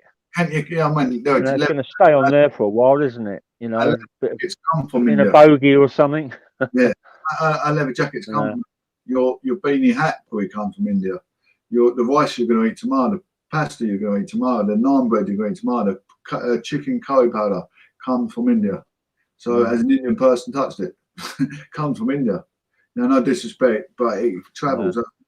Mm. Travels. Like even like hair accessories, any accessories you need in your bathroom. That's what makes me suspicious about it, because Yeah, what's 2 years in our lifetime? yeah, yeah, If you can look at this, look at the smaller and the bigger picture. Look at, most of us live till 70. Take 2 years off of that, of your adult age. It's not much. So we'll just shut the borders down, literally can't shut though, it mate. down, You can't shut the shut the border. well, no, we've got an epidemic here. We've got a pandemic. It's like, yeah, Could we, people are dying at the rate they were doing. You can shut the borders down. We've got enough arable farming to survive. yeah, but you think It's how just, with globalization, India's been supporting us as much as we supported them all our life. yeah, I know, but this is a different time. They've made it out to be something, every night on the news, like Brexit was. Every night, COVID, COVID, COVID, putting the fear of God up everyone. Of course, they can shut the borders down. Yeah, but I think when his government and everything look at things, the rule of law looks back at the Bible. We've always opened doors and helped people. All our life we're supposed to forgive and forget. We're brought up by the Bible. Are we supposed to, shut our door on dying people? Are we supposed to shut the door? We're supposed to support them, give them the COVID vaccination. Well, history repeats itself if we don't learn from it. Well, they didn't learn from the first one. You'd think they'd learn at the second one, but they didn't. They're letting them out now. It's like Yeah, the first we went into lockdown, right? They rushed back into it, out again. Then the second wave come. They didn't learn from it, did they? So they all buckled down and that's what we're learning. Then the third wave might be here at any point.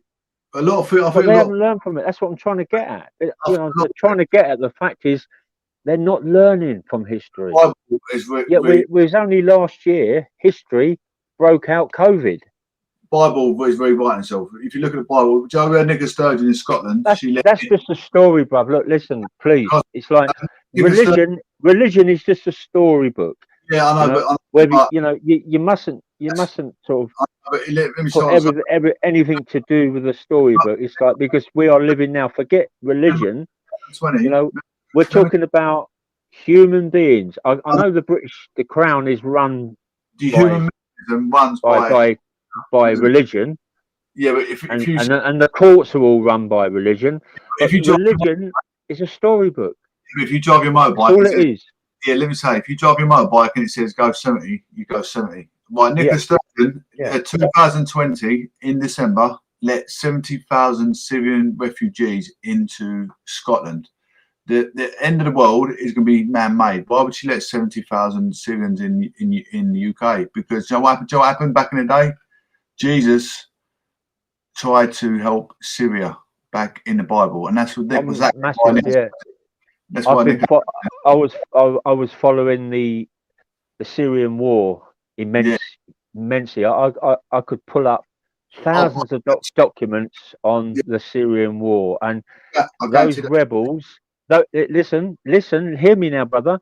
Those rebels who were backed by the British government and the USA government were going into the most. And you've got to remember, the Masons are mostly Jewish. Yeah. And they run the courts. Those rebels were going in to where the last language spoken by Jesus Christ. And it was only the fact is Russians were helping them beat the rebels.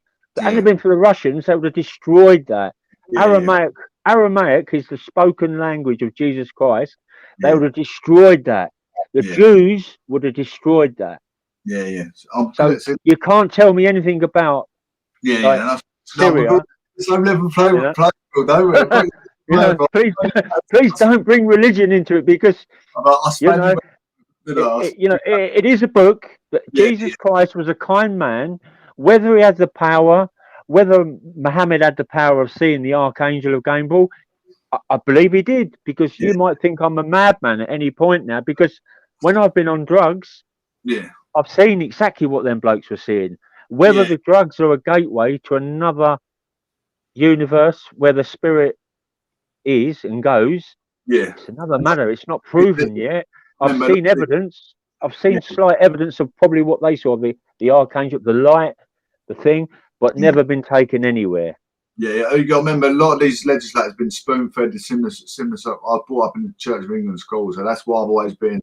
I've always been by the law, by the Bible. That's a lot of these politicians. It's not all of them. A lot of them are same as me. Brought up the theophilist, not an atheist concept. A lot of them are atheists as well. Don't get me wrong. There's too many versions of it that have been changed by mankind. It's like Jesus hasn't come back and changed it. They only wrote the First Testament of what his words were. But, he was a very brave man to say what he said, but he took the punishment for it. Have you been Parliament? Listen. If Jesus Christ returned, I'd have a beer with him or a spliff with him. Have you seen the blueprint of Parliament? Who Pugin built back? He done the all the architect, or he's the architecture for Parliament. Next to Parliament is the church. And that's why, to me, that is showing a sign of, law is brought through, they're going through the spiritual guide through Jesus into law and make their own law through parliamentarians. When you look at like Catholicism, is that I can't say it right. I usually have to have someone say Catholicism. You got to swear knife through this year as well. Catholicism. Yeah. And the Church of England was built on Henry VIII. Yeah. So he just made that. So that's no religious scripture. That's Henry VIII. Yeah. But it's all what I'm saying is it's all they try and combine it because he swore an oath in every judiciary in England. But although Parliament is the biggest judiciary in the UK, you have to swear an oath. There you go. The word is written in that word. Yeah. Judiciary. Judiciary. There you go. And they killed Jesus Christ. They blasphemed him. They wanted him dead. And all religions are built on this whole story. And that's why there's so much trouble in the world. Two things. The military industrial complex and religion. We'll never get rid of the pair of them. But if we melt them down into things that everyone can decipher and agree with, it can be done. It's just they're not men enough. They're children that can't grow up. So they have all these military toys. It's a way of making money. It's a way of like we can kill people. Office is egotistic and divs, mate. All this kind of war and all that for money and whatever money, coal. They say resources. Jay, can I say something? Just a couple of words, right? If you can keep your audience you keep your audience occupied for a little while. Yeah. I'll be back. I'm just going to go and shut the gate. Yeah, bud. Oh, mate. I'll hang on for another. If you want to go to bed about 11, I'll keep them occupied. It's only. You can keep them occupied. The gate is really getting to me. It's like if people that open it, they don't shut it, and I'm sick of it banging. Yeah, no problem. It's not fair. It's not fair at all. No, it's not, mate. Bit, buddy. I'm assuming it. Yeah, Green, that's my mate, Aiden's great chap. We both got it's a good vibe going off. We sort of bounce back on each other. It's good we come to the same sort of concept, similar sort of concept on the same sort of line about the Syrians with Nicola Sturgeon. That was quite phenomenal because I thought reading the Bible, I thought Jesus saved the Syrians in the war back in the day with was it in Jerusalem or something? I thought that is exactly why Nicola Sturgeon has probably let. I think it's something like 100,000. Was 100,000 Syrians in Scotland, in Glasgow? It was just in 2020. I was writing it off something chronic when I read it. Yeah, he's got a lot of wisdom, mate. I mean, I was in Hatfield. He took me because my granddad was in the World War, and I thought I was studying. I'm studying arts and humanities, and I'm studying about Elizabeth I. I thought Hatfield House. I mean, he's from Hatfield. And he took me around Hatfield House. And that's where the old monarch of England was, crowned the monarch. And he's showing me all the World War II bunkers all through Hatfield. And I think, well, blimey, this Hatfield is quite a historic place. Same as Colchester. I'm in Colchester now. We had the Roman built oldest recorded town in the United Kingdom. So there's a lot of history here as well. So it's nice to have two, differentials or two different humanities tackling the current climate. It's great. I think it's with good mates back there as well, so it's it works well. Yeah, Colchester's not a bad place. It ain't a bad place. My mum was actually, funny enough, my mum was born and bred. I'm born and bred Clacton on Sea, unfortunately, but Colchester's not a bad place. I live in a nice area.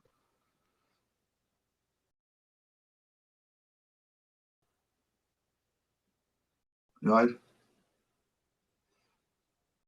You sorted the mad gate out. Did you take off your hinges?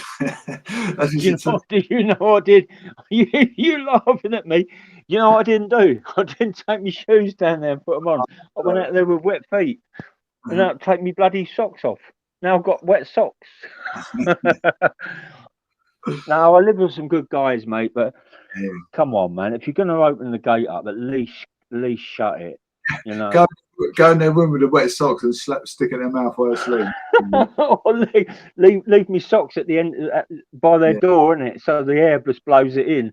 Get the most smelliest, stinkiest, rotten socks ever, and just leave them outside their door. Because this is a HMO, so we've got some good lads here. They're all good lads, and at the end of the day, man, all humans are good. All humans are inherently good, and they're all innocent until they're indoctrinated at school. And it's like they're taught the wrong stuff. That's the trouble. They're taught that USA and Britain won the war. It's like Russia. If it wasn't for Russia, don't get me started. Don't get me started on that military-industrial complex again. Because if it wasn't for Russia, who lost the biggest casualties, 30 odd football stadiums, Wembley, they lost 30 of them, probably, and that's a conservative estimate. Yeah. Others will say, yeah, but that was them down to prisoning their own people. Hey, you got to be careful when you say HMO. You're not that bad. You say like coming out of HMO prison. They want to listen to speak. Is it a conflict? No, it's not a conflict. He's a nice chap. I met him in person. He's killed a couple of kids, but he's all right. No, I'm joking. No, he's a man. He's a madman. He's a knife-wielding, gun-toting madman. Well, I tell you what, though, you give me the power. Yeah. I.e., you give me nuclear weapons. Like, if you give me nuclear weapons, I would end the military-industrial complex, because I would then be able to go to the negotiating table and say, this is what we got to do. It's such a shame that they are such childish about this. We had the golden era after World War II of ending the military-industrial complex, but there's a reason why they keep it. Yeah. You should go live on air saying like that. They might think you could do it. they might think you're a silent assassin. Because you don't feel. No, listen. If I wanted to, and I've got the power to, I could take half of the city of London out. You're live on air, eh? You might get nicked. No. They can't nick me, because I'm saying if I wanted to, I could. It's so easy. It's so easy. I've been to places where there's enough stuff to blow up half the city of London, but why would they care? They're not going to care. They're only going to care if they know I'm going to do that. I'm not going to do that. It's just your next welder might get a bit worried. He started learning electrician as well. Electrician, welder, bloody hell, he can make all sorts of guys. No, it's not. It's not the knowledge. It's that saying. It's not the knowledge. It's not what you know. It's who you know. Yeah. Come on, a man of my age if a man of my age can't organise that, then what hope is there? You know what I mean? You live with some my mate. I do anything with a pint of soda. I tell you what, if I could take you out tonight and introduce you to some of the baddest men on the planet. But what have I got to prove? I've got nothing to prove. I've met you. You're a good guy. In fact, you're probably the best guy I've ever met through there, apart from like Furnace. All you need is Barry, mate. If you want to end the world, give Barry 3 cans of Stella. He's your man. He'll wipe out that whole England. That bloke don't care. Do you know what? We've got to. Can we call on this? Could you find out on this program if we could call Bazza live? We do a morning one. We'll call Bazza up. You can share the link to Barry, and then he can come in like you did. No, he wouldn't be able to do that. What I'm saying is, you wouldn't be able to do an outgoing call. You might be able to. No, you'd be able to do it off your phone. There's no way Barry would. Do you know? There's no way Barry could even like do a text message now. Yet he had, he had the knowledge to like buy the best phones, the best music, the best laptops. Yeah. And it's such a sad thing to see a man of his caliber literally, broken down by alcohol and old age. Because we've all done it. There's none of us that he who cast the first stone. Yeah, you see what I mean? It's like, and Bazza's the legend. You just saw him as the Bazza. Let me explain to your audience. Bazza was like amazing painter and decorator. 70 years old. He had a life. Obviously, he turned to the dark side. Got involved with drinking drugs. He's always drinking, but obviously, like all of us, we're all drunk. He turned to the drugs, and it's just sad that he just went downhill so quickly. And you saw him as being a lovely guy. He would always come through the town with 2 bags of shopping. We'd get for his missus. Always, 2 bags of shopping every day. I'd see him every time I went to the town. Not every day, but every time I went to the town, almost every day. Yeah. I would see him with his bags of shopping. And then one day I stopped and he came through the town and I was talking to an old school friend of mine. And Baz had come through the town and he gave out almost half of his money to like homeless people, the underdogs, the underprivileged. You know, what a guy. Yeah, he always he always moaned later on that he could Yeah. have bought so much beer with that. You can't But help these people because they're not doing it to better themselves. They're doing it to buy alcohol. You know, it's their way out of life. You think, oh, the other way I can I'm living on the street. The other way I can warm up is drink alcohol, and that's not the answer, is it? Unfortunately, I know they're living a hard life on the streets, but turning to alcohol is unfortunately not the way. We don't know the thing is, life circumstances. the thing is with alcohol, when you drink it, it might make you feel warm to start with, but it gets you cold immediately after sort of the Yeah, high on it. So I don't think it was that. It was more. I think it was more, sort of the escapism of, his yeah, life. yeah, I don't think it was him keeping warm because he would always have someone to go to. He had, if he was kicked out of the shelter, I can always tell you that one to be fair. I'll tell you that in a little while if you'd like to know. The reason why he was kicked out of the shelter, I can always go into that. But he would always have somewhere to go. yeah, Homeless Barry would always have somewhere to go. So if he was kicked out, yeah. he would always knock on someone's door. I've And never been. they would always let him in. Yeah, I've never, He would have an arsenal of about 30 homes that he could use. But yeah, yeah, with me, I didn't want to bother anybody. I yeah. didn't want to bother no family, no friends, none of me biker mates. So I thought we'll use the system. We'll use what's there. And Use, boy, is it early in its what's the use your word for it? integrity and your Early in its development. you And use your integrity. it's 2021, and Yeah, Hatfield only just got a homeless shelter, down to the likes of Barry and a few other homeless like the Poles, and the firemen got involved. They got can the I, funding. can I say what you had, what the others didn't? You had you had integrity, you had time and forbearance, and you know going through the system is the only option for help, and you stuck by it, and the others didn't. The others didn't. No, That's no, what. no, no, no. I believe that you're right, but I think it's more. They had more knocks than me. Do Yeah, you see what I mean? yeah. I'm going to get more knocks. I'm going to get more knocks as I go along because I know what's coming. There's more to come. Yeah, These yeah, bastards. I'm sorry, my French. These aren't finished with me yet. yeah, yeah. Um, it's a sad state of affairs. You still got a better place to go, mate. Being on here with me, is showing your acknowledgement. Well, you need to be acknowledged. You've done a lot for society yourself. You've done the hours. You've done the Thanks, graft. Justin. You know? Thanks, Justin. That's Well, why to I helped you. to your viewers, If, I hail if back. I He's done a lot well. could He's smell a done. dog, I could He's smell a done. dog. And with you, I see a kind-hearted soul that needed, support, and that's exactly what I did. Exactly what I done. We You, got on like a house on fire when I was in the queue, the yeah, food queue, you've and been I this, just like you, you said a few things. You was did what Justin does. It's like we've had the yeah, same for a life, mate. You just got to be we're got your stuff taken. Lucky my stuff yeah. got most of my stuff got saved and kept and stored in there. I think forget sort of like material stuff, as the Yeah, English say, chattels. yeah, my car. Forget that. I think it was more that we were two crazy mofos. Yeah, I'll get your bike back, man. There's no way that guy was taking your bike. I'd have took them doors off and got your bike out if that come to that.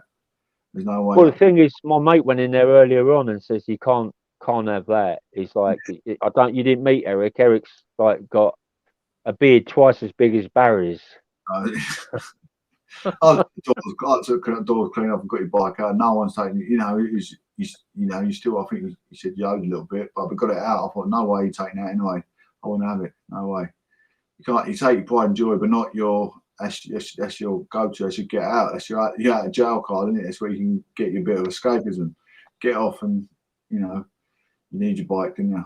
And by the way, to all the mothers, daughters, babies, children might be understanding what's going on. Little uns, I am not smoking drugs. This is a cigarette.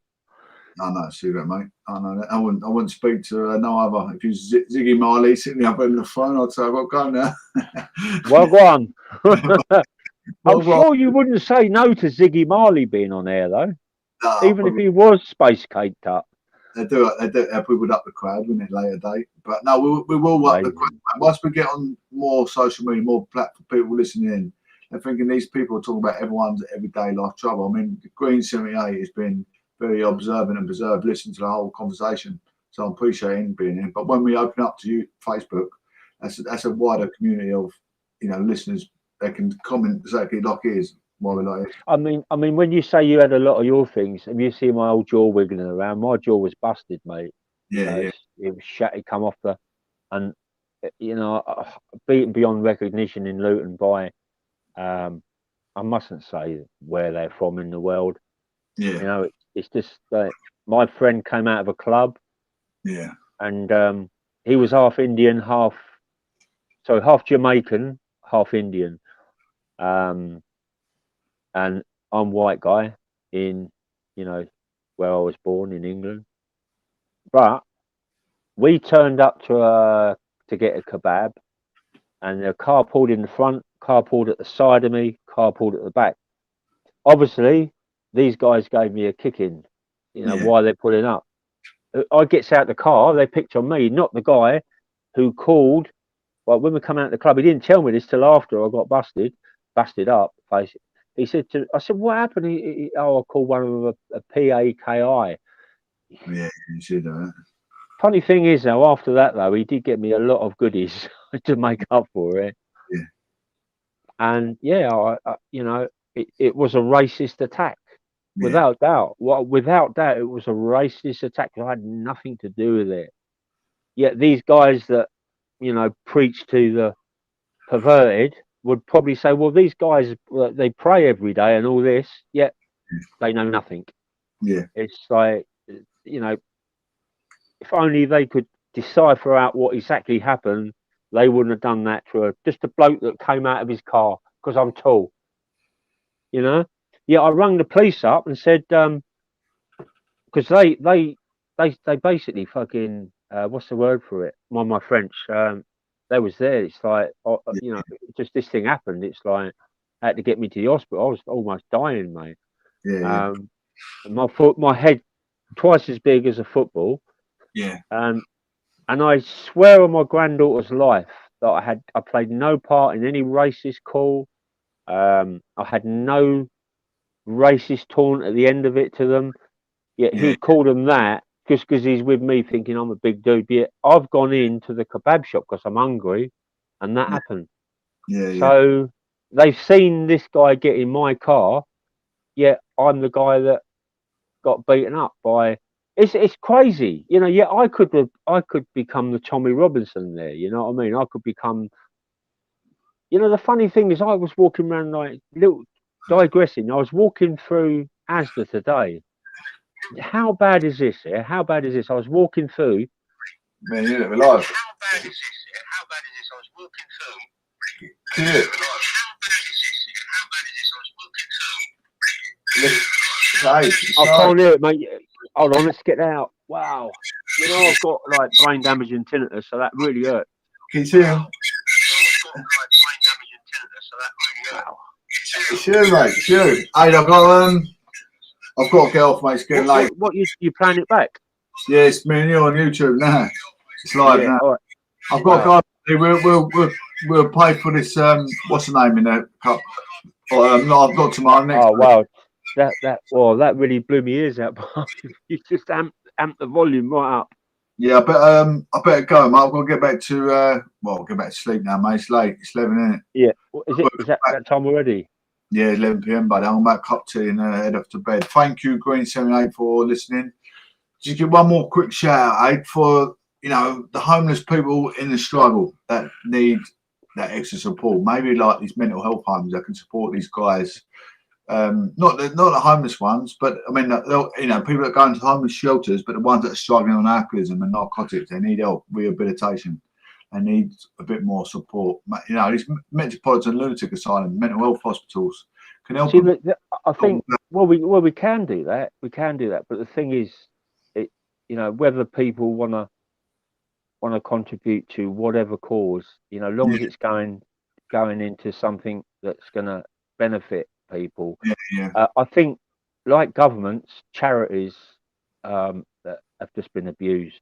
I mean, look, I say 2021, and we've only just got a homeless shelter in Hatfield. That's savage. That these is so bad. offenders, the trouble is, they go into these mental homes, they go back into the same circle. You can't go back into the same circle of trust when that trust ain't there already. Your mate's not your mate if they're going to drag you down the pub and make you spend 80 quid. Because next morning, when you're sick, then your mate's not rubbing your back. They don't care. You've ruined your liver, ruined your kidney. Your mate's not going to pick your kidney up when it falls out your arsehole. At the end of the day, you've got abide by yourself. But the thing is, we was discussing that today with some friends here. It's like, I've got some good solid friends in this house, and we talk. We, believe it or not, we do talk heart to heart. It's hard. You cannot make that person come off. They'll do it in nature's way. Otherwise you're just using extreme policies which should have been put into effect over time in many years. I know governments can't do. There needs to be people need to be as blunt as I am saying it. I know it sounds harsh, but he needs to say this: look, if you ain't abiding by the buying, I'm getting out of that. That drink is killing you. Everyone knows drink is going to kill them in the end if you stay on it. You should watch EastEnders, Phil Mitchell. That's what's going to happen. Justin, the thing is, I've spoke to people that have witnessed their partner die. I know. And watched them. When they think, I've lost faith in this alcohol. I know what you're saying. You know what I mean? It's like when that person is going and they think they've sorted their problem out. They think they've got there. Then they go and have a meal in a restaurant. The partner, the husband, the wife, they go out to the toilet. And they've not gone to the toilet. They've run out the shop round the back way. And they've gone to the off license and they picked a bottle up and they've drunk it. It's whether they're happy in the relationship. That they're obviously, they're masking something, and you can't make people come off any substances. Alcohol is a drug. It's not a drink. It is a drug. People say we're going out drinking on a Friday night. Going out drinking what? We're alcohol in it tonight. That's what it is. But you can't. People will go with nature, and if people have to push it all the way till death, it's a hard subject to talk about. It really is. It's got me watered up. I know. Once it's got over, it's hard to get out of it. I know, but I'm just trying to, if you don't, how'd you go back to? You got to tell, but someone's got to open up to them. Say, look, you're going to destroy yourself. Some people got because by that far gone that they don't care what they're doing to themselves. I mean, when I smoke, I'll smoke myself into oblivion because I didn't care. That's why I'd stop. But I thought to myself, if I carry on, I'm gonna be dead in another 10 years, if that. Exactly. But the thing is, you can't set up any sort of monetary unit, i.e., if that's a charity, if it's like a trust fund, trusts, charities, anything like that.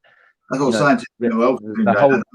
The whole ethos must be around, helping. Like you say, the number one thing is to help people. But as soon as you kind of say that's what we want it for, you have to prove that, and it's difficult to prove that you're getting that money from from government units or charities, people, the out-kind viewers, if they ever donate, you've got to prove to them how cost effectively you're going to stop that person drinking or taking drugs. The only help you get if you're gonna die, if you're on the cause of dying suicidal, is the only help you get, mate. Them numbers, NHS, call the Samaritans, call the council. That's the only help you get. That's what you give them to you if you need help, and they don't help you. Well, why don't you hold that up for a little while? So people that are listening, have you got any viewers at the moment? What you actually need is I've still got a green 78. I said I felt suicidal for my situation, you know, and they didn't give me a light at the end of the tunnel. I went into court and got, court went a bit crap for me. And they said, look, I feel a bit suicidal. Court didn't go in my favour to see my children after everything I've fought and been through for my children. All they said, man, contact my children is right there. And I felt absolutely suicidal. I fought for the back of my teeth, broke every single bone in my body. I deserved, and that's all for my children, to put a wheelchair and stabilise my son. That's what cerebral palsy. And they said, the only contact you can have is write a letter. So I'm writing a letter against, I don't want to write the other family off because it ain't a thing to do, but out of the two, you got two characters, you got Jekyll and Hyde, and you got Evangelist. And they're telling the evangelist, the only thing you can do is write your children a letter. I'm like, am I hearing this right? Am I, is this reality? Is this, what is going on in today's modern society? I don't know. But yeah, that's the only help you get. If you're suffering alcohol and narcotics, I'll go, I might end my life in the next bottle, or drink, or call the Samaritans. So ring the Samaritans. Well, you said that to me, didn't you? You said to me, the day it happened, because I said, why don't you give us a call up? You actually said to me, no one would have, been able to save you that day. No. But, like I say, you can call on us anytime if you've got any problems. I know I won't be much help. I mean, there's only very few people in my life who've actually, let me stay when they're going through hell, because they do know I do keep quiet, and I'm a good listener. If one thing I'm not is, a bad listener. I was offered jobs in prison, though, to be a buddy, to be a listener.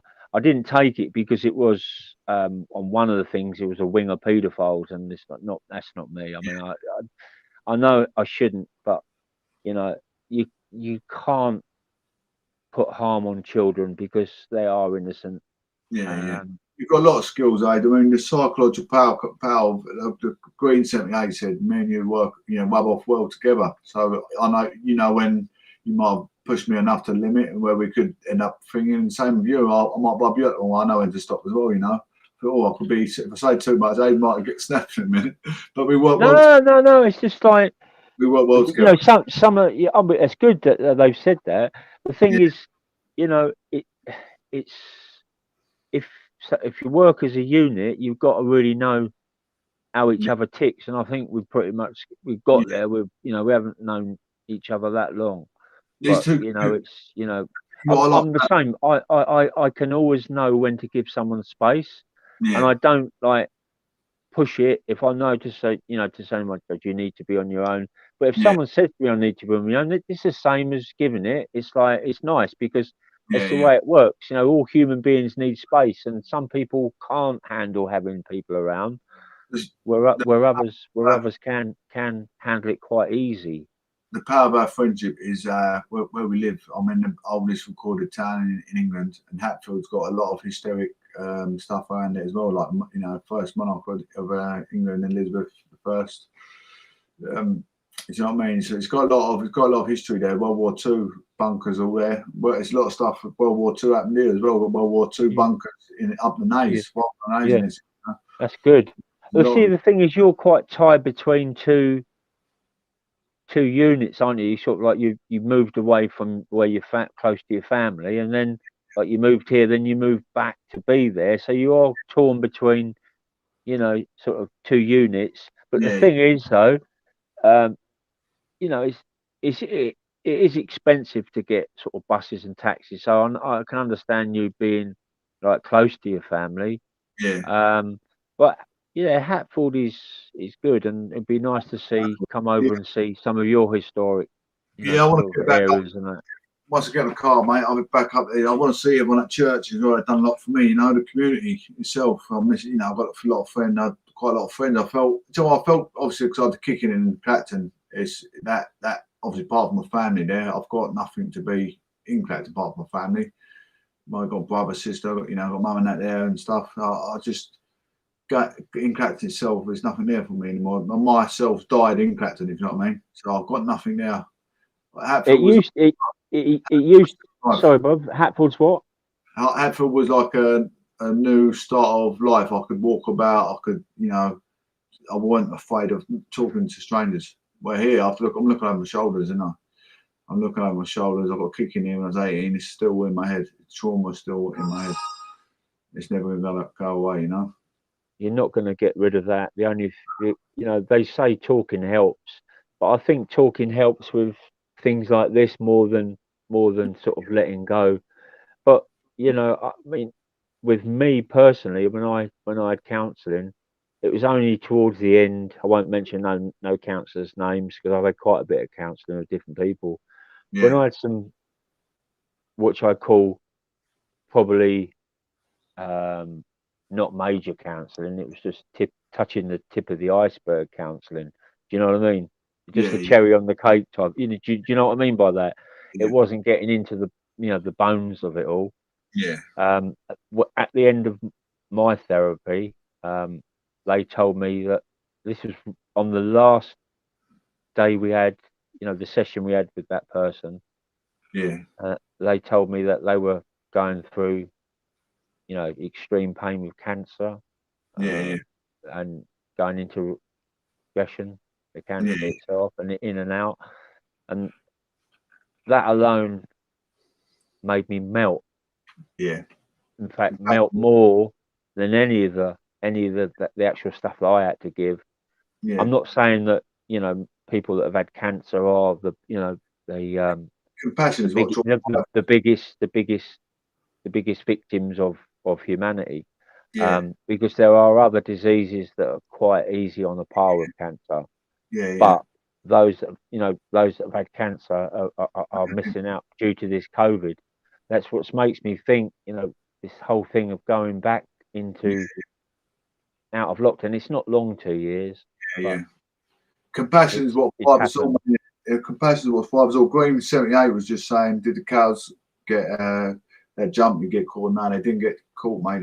They got told to get off the caravan site where we went to the nightclub with my friends and never come back to it. They went back to London. But yeah, what I'd saying, I was just saying, like, compassion is what helps us get through things. Like my kicking, I think to myself, I'm still here. I'm alive. It's worse for people who've had kickings that don't come through. There's so many people that get away with it. The thing with me is just like that they were just on the scene, and it was almost like the whole town went into like its own mini lockdown when they turned up. But I called the police up to say, have you got any evidence, pictures of it all? Yeah. But no, there's nothing there. So it's like there's no court case. But I learned from it. I got stronger. I also got bigger, and also got more rebellious in my days. I ended up going to sort of many different sort of events with motorcycle clubs. So I got to meet some great people. Yeah. And those sort of people are always around if I need them. I would say there's hundreds and hundreds and hundreds of people that I could go and see and spend time with. But as you know, it's a life of it's a life of partying when you get with your mates, isn't it? Did you so peace out because it's quarter past 11. That's my language. I'm knackered. I'm tired. Oh, you swore online. You said you mustn't swear. Too much. No, but we come back on another day when you got another spare evening. We'll come back on, mate. It's good little.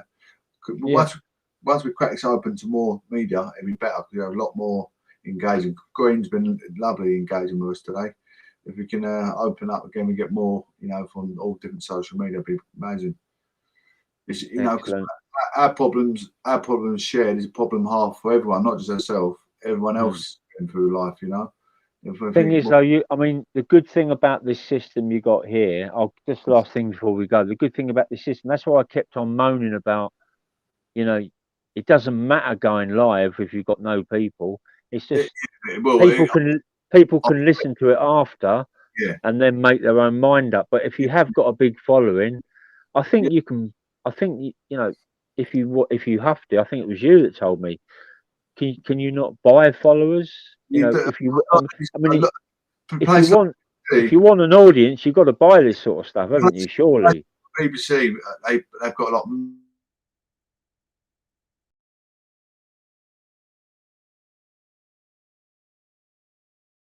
Network, how we're going to do it now, we'll build our subscribers. The way we're going to do it, once you pay for this thing to upgrade, it goes on to Facebook, LinkedIn, Twitter, and all them listeners will be watching on Twitter, and they'll be watching all in the same place. Yeah, you know, but the BBC are a government mouthpiece, though, aren't they? A government funding it. When government can fund 60 million for, you know, the weakest countries, and from China, the richest country, it's peanuts, isn't it? But, you know, £60 million, £1 million pumped into their social media platform will buy between 10 million followers, isn't it? Subscribers, no doubt. Straight away. That's what I'm saying. They've got the following.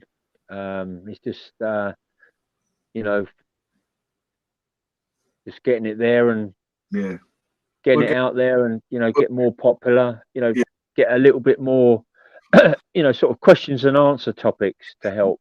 I think I preferred that way of having the questions and answers, and then talking about a certain topic. Well, these topics, right? When people try to donate, when we touch home on some of these topics that you've been speaking about and I've been speaking about, I might touch home with some people who's listening, and people might go, "It is a £1 donation to the eBay account," and that's how people build up from there. Yeah, it'd be good. I mean, it's a shame we didn't get the knife crime one recorded, or did you record that? Which one that is, Dave? No, I think it was I think it's before we went on this new app. Did you do the knife? Well, it's a big thing of ours, anyway. It'll come up again. Another one's not. That wasn't the knife crime one. Just then, was it the one before this? It was one before, I think. Yeah, I think so. Yeah. But we touched on all the pros, the cons, the negatives, all about knife crime. Yeah, we could do that next. I think knife crime's always going to come up. All them sort of things. But I think you recorded that one. I saw not on this platform, but you recorded it. But it would be a bad recording on the other media. When we bring it up again, mate, we're like spongy. Every single thing we said will come out just twice as better. So don't worry, mate. You know, I'm up. So I've got it all upstairs. So are you. So to unlock it, to reach all the platforms, you need to pay for it. So this wouldn't have gone to Facebook and YouTube, would it? This will go YouTube. It won't go Facebook until we pay for it to go on. It can go on several streams, you know, several platforms. We need it to unlock on Facebook for it to build our following.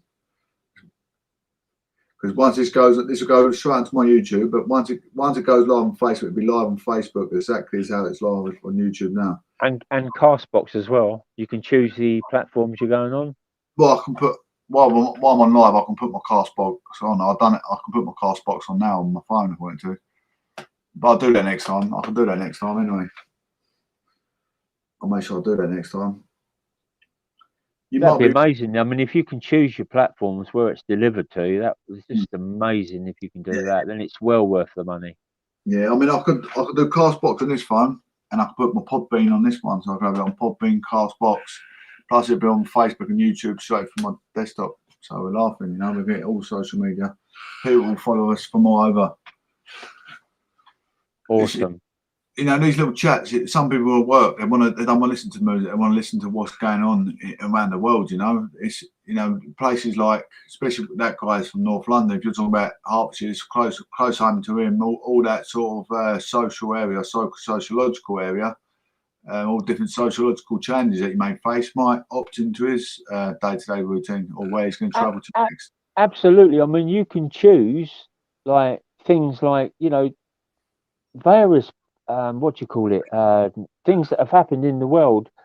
I find out about, and then others don't even know. So we could probably give out all the news from what's going on in the world Yeah, yeah, that others not necessarily hearing straight away, and yeah. then give it links to people we know that can then share, and it's like like a web, isn't it? It goes out. Well, that's why it's called the web.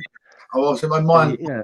my ideology interest is obviously history and politics, but I'm gonna use people skills because I want people to be thinking. Actually, I want to hear about the criminology. I want to hear about spreading knife. I want to hear about dangerous driving on UK roads. You know, I'm going to work tomorrow. My grandfather was going up the motorway. Is there any accidents? What's going on?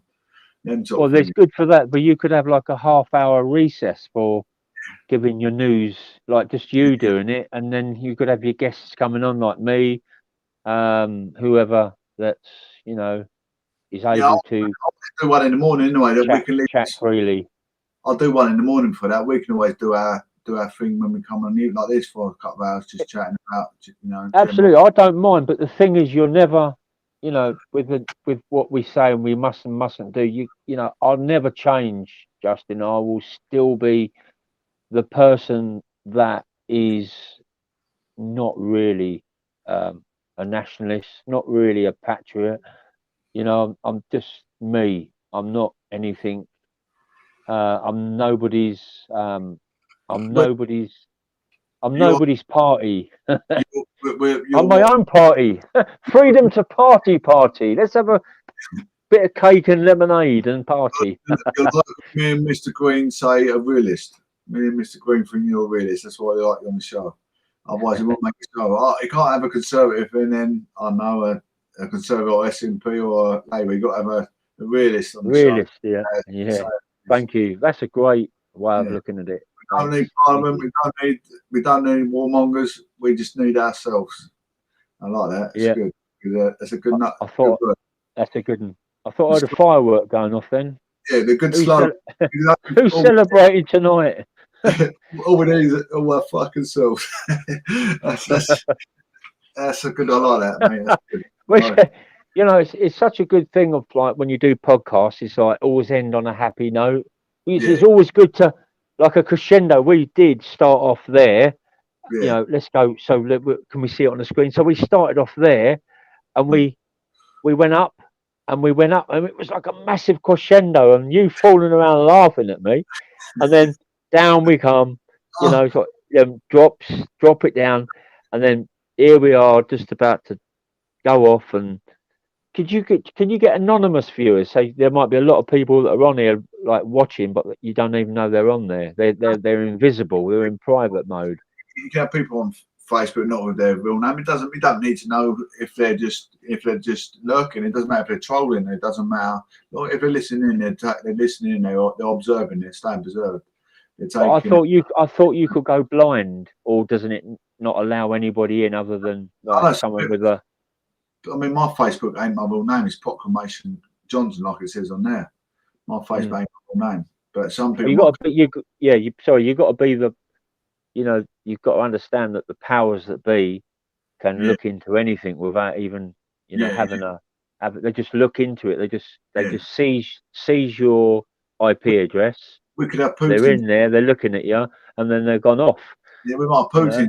Yeah, we have to be careful what we say, mate, because he might send his Russian spies after us and blow us up. We've got to be careful. All I know is old Vlad. He wouldn't mind me like learning to shoot at my age, because I tell you what, my old uncle, he said to me, this is my RAF uncle, when he was alive, bless him. He said to me, you would have made, because what coded welding, there's my code was only 100 in the country, the United Kingdom, my code for petrochemical pipe work. He said, because I used to stand really still, the welder. Oh yeah, turning the machine, and I've got the gun. Sees me hand, see how still it is. Yeah. And I could probably just like that. People think I'm dead, or I'm a statue. But he used to say to me, "You would have made one of the best SAS guys." There's nothing special about being in the SAS. Not now. Years ago, maybe, if it ever was. I better go, mate. My monitor's getting red up, buddy. My monitor's getting red up. Smoking up. Is it overheating? It's the processor. Yeah, we've been on for about 2.5 hours. Yeah, just say, well, World War II, they were special guys, and that's why I owe my freedom to those guys that fell for us. So I'm not anti like our guys. You know, I really am appreciative of my freedom, because we have to honor our freedom. You know, because freedom's special, liberty's special. Peace, brother. We'll come back on a couple of days, yeah? I'll give you a bell when you're I was going to say absolutely, but I did just then. Sorry, mate. I'll love you, leave, bro. Thank you for coming back. Yeah, you too, my brother. Thank you, Mr. And Green. whoever's online still, bye. See that, buddy. Next time, if you want, Mr. Green, you can jump on the show. I did just realise I could press a button and jump you on the show with us if you ever want to. Any other listeners want to jump on with us, more than welcome. Sure, it's not Michael Green, the Grant Shapps. He had an alias, didn't he? Of could be Michael Green. There you go. North London. Very interesting, isn't it? A conservative siding with a realist. Oh, you shouldn't side with me, young Justin. Yes. Yeah, they're signing with a realist and sign me with the conservative neoliberalism government. Yes, please, sir. Anyway, take care. One love, and we'll be back again soon. Yeah. One love. Care. Don't forget, my election. Vote for A. Chapman. Do you want to? I'll go. You give the old. I'll go as well. You give him a debriefing, huh? Green, I appreciate it, buddy. Take care, mate. See you soon. Bye, Mr. Green. Take care. Cheers, Jay. Bye, mate.